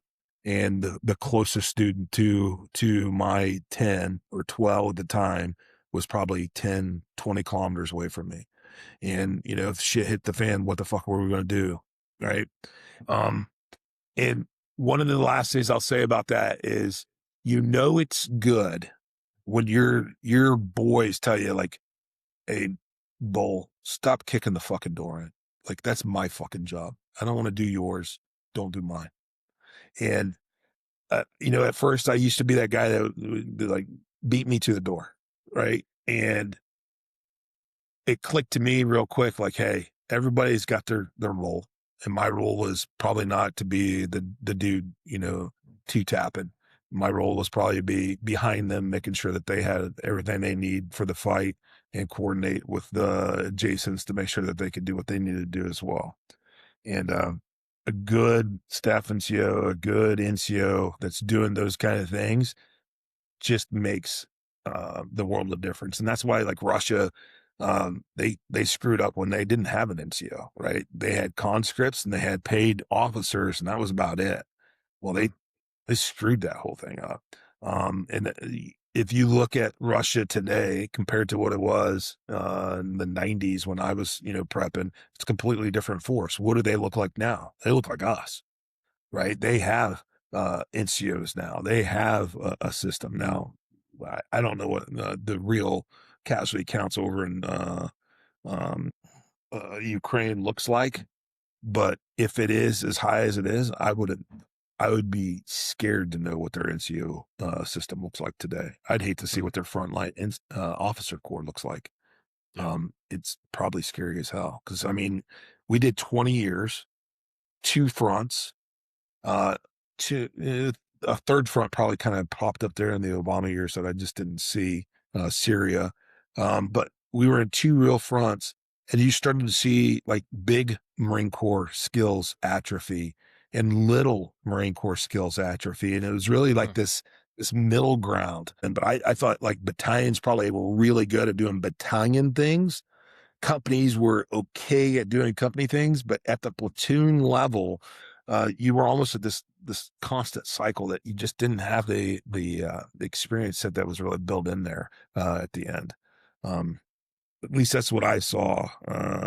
So kind of transitioning out of the Marine Corps, and I transitioned out of like that NCO because now I'm still kind of doing that NCO thing, but now for the government, watching role players and watching these programs go, building the training packages for battalions, etc.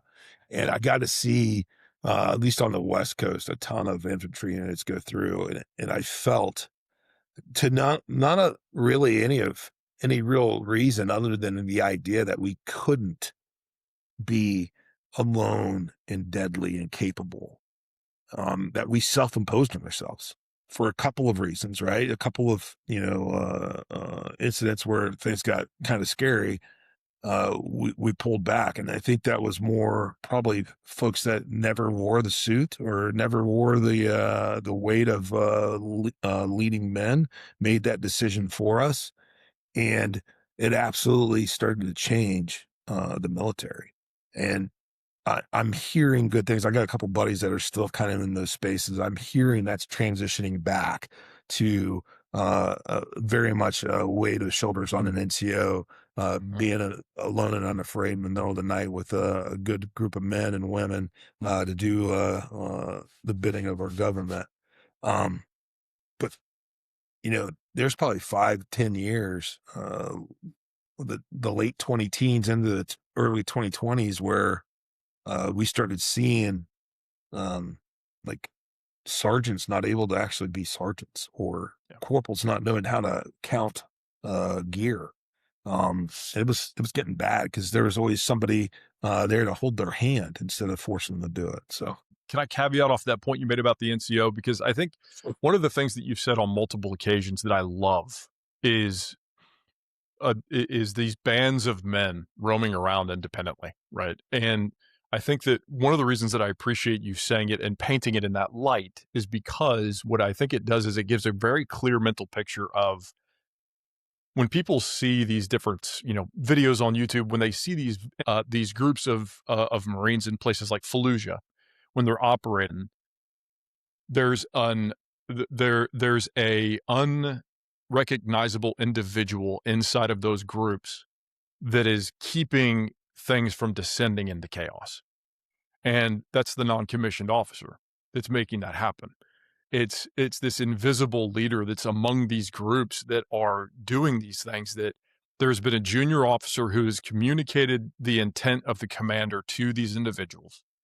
And it is these individuals that are ensuring that these bands of men that are out and about doing very difficult things, that all of them are working cohesively, even though they're not interconnected directly, in a way that it doesn't descend into chaos.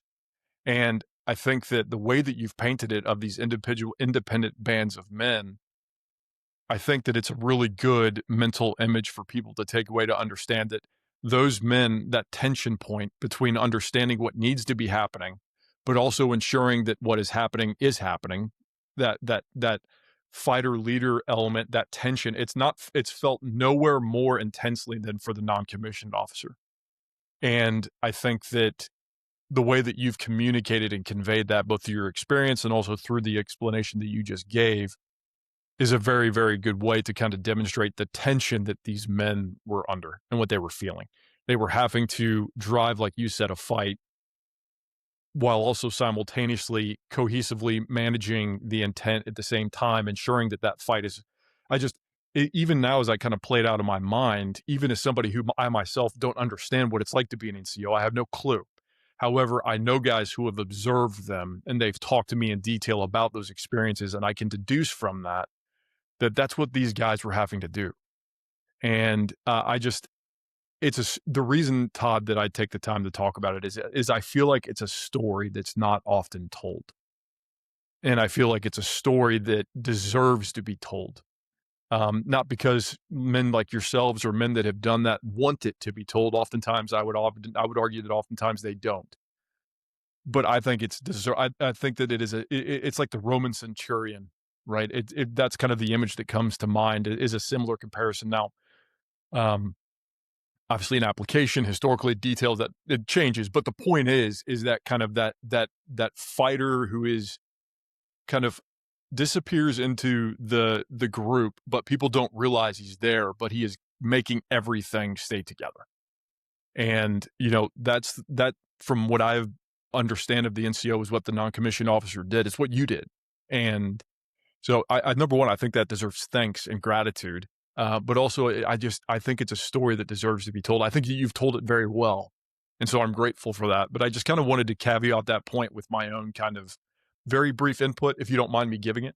No, I think if you're going to break down an NCO to one word, it's going to be a big brother, right? Go take the hill, follow me, let's go get that fucking hill. There are two different statements there.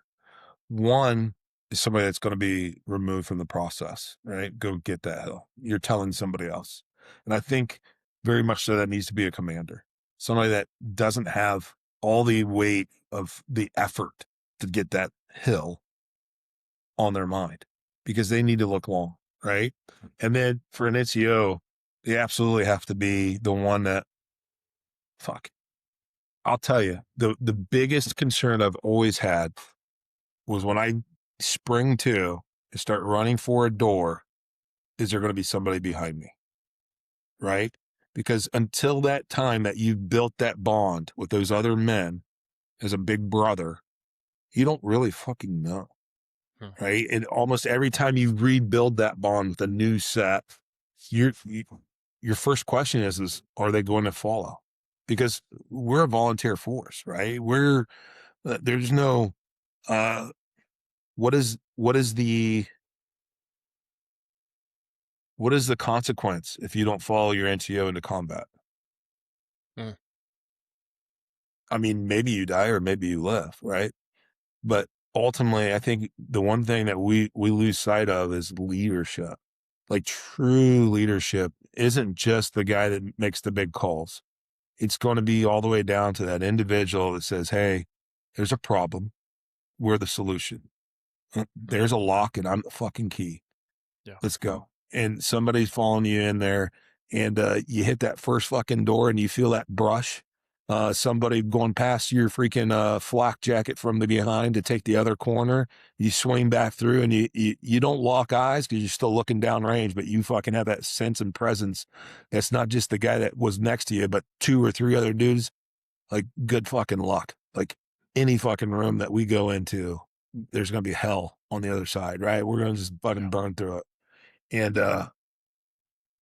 that's the thing I think is the unspoken rule is I'm going to fucking be here right next to you. I'm going to bleed right next to you. I'm going to fucking do whatever I need to.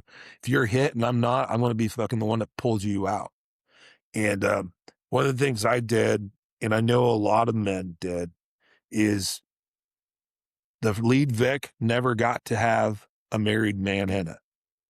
Interesting. Except for me. If a lead Vic's going to fucking blow up, I'm going to go with it. Maybe not smart for the organized force, but for a small group of 10 or 12 dudes, like if we take casualties, like our mission's to get back home. It's not to continue the fight. We don't have the ass to do that. But I'm going to lead them from the front and show them exactly what it takes to fucking do the job.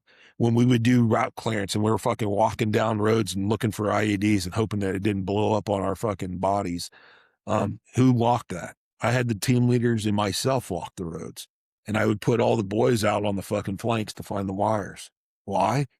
Because fuck, if there's somebody who's going to get hurt, might as well be the fucking best dudes at fucking the job.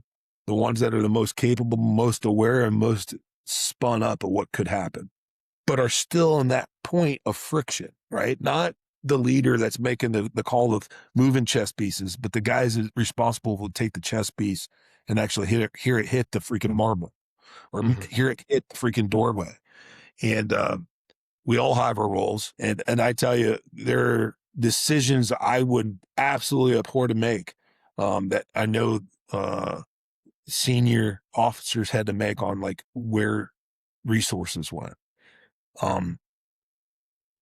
But we all have our role to play. And I think the best term is big brother, or when you get to be staff NCO, almost like a father figure.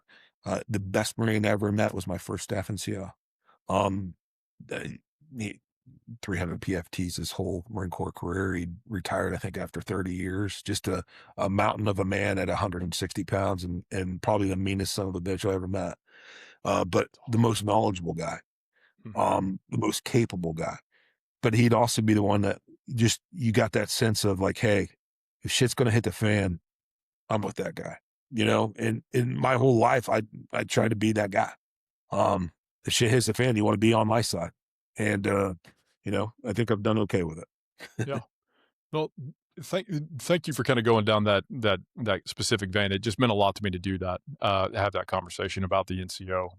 But what I want to do now is kind of transition towards kind of the conclusion, and what I think is interesting is that a lot of entertainment, right?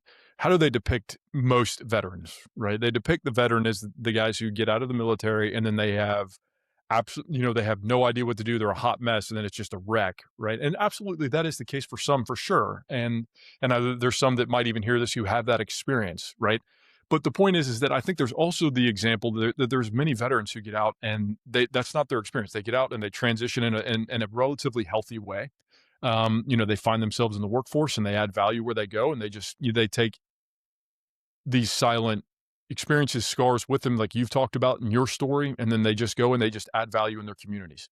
And so what I want to do is I just want to kind of hear your story of transition, because you went military, you went contractor, and then after that you went back to the civilian world. So kind of, can you just kind of give the story of what your transition was like, but then also at the same time, any elements of, leadership, mentorship? I mean, because right now there's guys over the course of the last year or the last 6 months who are going to be, combat veterans like yourself, who are going to be one day finding themselves in the exact same situation. So kind of almost like playing the mentor of like, hey, this was my story, but then this is also some of the recommendations I would give of what right can look like to be able to move on. Cause you're successful in the business world. And so like, what would be, number one, your transition story, but also how you would encourage and admonish and mentor others who might, who will walk that same path. Yeah, Jonathan, I think one is, a network, right? Um, I was fortunate enough, from my first time in the first experience in the Marine Corps, I still knew 3 or 4 Marines that had rejoined, and we'd all fought uh, uh, together. And, we were still friends to this day. And I worked for one of them for a period of time as a contractor. And he saw the writing on the wall probably 5 years after we had transitioned out. And he said, you need to get your degree. You need to do X, Y, or Z. And really, he kind of mentored me to say, hey, make yourself valuable. You always had that rule whenever you're in a small unit to make yourself busy. Find a job and do it. If it's 6 security, if it's point security, if you're getting ready to go out and patrol and somebody needs to get batteries, be the guy that goes, just make yourself busy, right? Do work. And the hindsight of that is, really make yourself valuable to where you're able. So I did a lot of training. I did a lot of compliance type of things, like contract compliance as a contractor. And ultimately, at the end of the day, it was a lot of project management with building training packages for deploying units, building training programs that the Marine Corps would use for X, Y, or Z. And through all that, it was just continually building on skills that you started to know, and then putting yourself in a position to learn something new. I'm 47 now, and I've put myself in positions just in the last couple of years of things that I've never done before that were engaging and difficult. But to me, I was able to find a purpose that I could settle for, and through all that, like keeping that drive, right? Like I think a lot of the men and women now that are in the infantry, they have that same kind of positive attitude and positive forward motion. You get out, that doesn't stop, and it doesn't matter what you did 2 days ago. It matters what you're going to do next week. It matters what you're going to do next quarter, what you're going to add in value next year, right? developing yourself, developing your team, is something that they absolutely know how to do in the military. They're going to take that skill and they're going to bring it to the civilian workforce and just almost exploit it to a different degree. I started with a company in 2020 to leave all DoD, get away from the government altogether. I was done. Um, and, 24, 25 years of being interlaced with the military and the government. I was just ready for my civilian chapter. And so I joined this company so that I could move to the state I'm in now. And when I joined there, within like 2 months, I was outperforming all the folks that were the same role for years. And not because they couldn't do what I could do, not at all. They were younger, faster. They had less attachments like kids and wives and, football games to go to or choir practices to attend. But I knew how to get somebody across from me to see a mission like I saw it and then motivate them in a way that they would want to accomplish it just the same, right? And show them humility of being able to do the task as well, the purpose behind it, and ultimately, taking something like a logistics job and getting people to be motivated to do it. I think it takes a certain type of person that understands how people tick. And I think that's what the infantryman, NCO officer absolutely knows is, there's tactics, techniques, and resource management, but then there's also that human component that we learn very, very quickly. Like if you fuck it up, you absolutely miss the point. But when you do it right, like you just have this group that can pretty much do anything you put in front of them. Mm-hmm. Um, when when men and women do that transition, one, add skills that they need to be successful in the workforce. Um, when I transitioned, I had taken business. It was my degree, and I continued getting my program management professional certifications. I went and got some other certifications that kind of help highlight somebody that can do project work, like take an issue, figure out how to take that issue from a problem and make it something that we don't talk about anymore, right? And we're on to the next. And then you do that long enough, then you start to look at programs and you develop like how things and systems and organizations work. And that's pretty much where I'm at now, where I have a pillar of individuals doing multiple things and a program of compliance for a large logistics company. So, absolutely set up a good team around you. Look at building your skill set, finding a job, making yourself invaluable to it, and then continue to build yourself and your skills accordingly. And don't forget your team. Yep. I have a gal right now. She's 27. Um, and I look at her and I'm like, that's the next generation's type of leader. And, how do I invest in her to make her better? How do I take her raw skills and refine them a little bit more so that the next time she's, talking in front of, maybe a director or maybe a VP, she sets that right tone so that the direction of the company goes in the way that, brings value and helps forward the intent of the whole thing. So I think those are the things that NCOs, officers, young officers definitely have developed in the military that then quickly they need to lean on as they build new skills for new tasks and staying hungry, right? Mm-hmm. Like if you think you get to run a big company, or if you get to run a part of a big company by just doing nothing or just, letting the boys handle it and I'm just going to put my feet up, like you're never going to get there. Um, you just got to continue to get after it, just like you were an NCO or someone in the military that, is fighting for your life and every day is a task. You get back and you're doing your role, do the same thing. Set a plan, see your goal. What are the steps to get there? And then get after it. And, take that stock along the way and continue to adjust as you need to make that goal bigger and better. And so the last thing I want to do is the podcast itself matters in meaning, right? And so what I try to do is I try to assign meaning to what it is we're talking about. And so what I want to do is just kind of in closing, just give you the opportunity to, when you think about the idea of meaning and you think about the story that you just were able to share with us, like, how do you associate those two together? Is it just like, hey, the meaning that I take from all of this is the importance of brotherhood, the importance of community, the importance of, how would you kind of associate those two things together when you kind of bring your story and the idea of how you assign meaning to that story now as you've lived your life on the back end of it and are continuing to do so? How would you kind of merge those two together? That, Jonathan, is a great question, right? Like, what is the meaning of everything we do? I'm a man of faith, and I like to always think that I live on this world, not of it.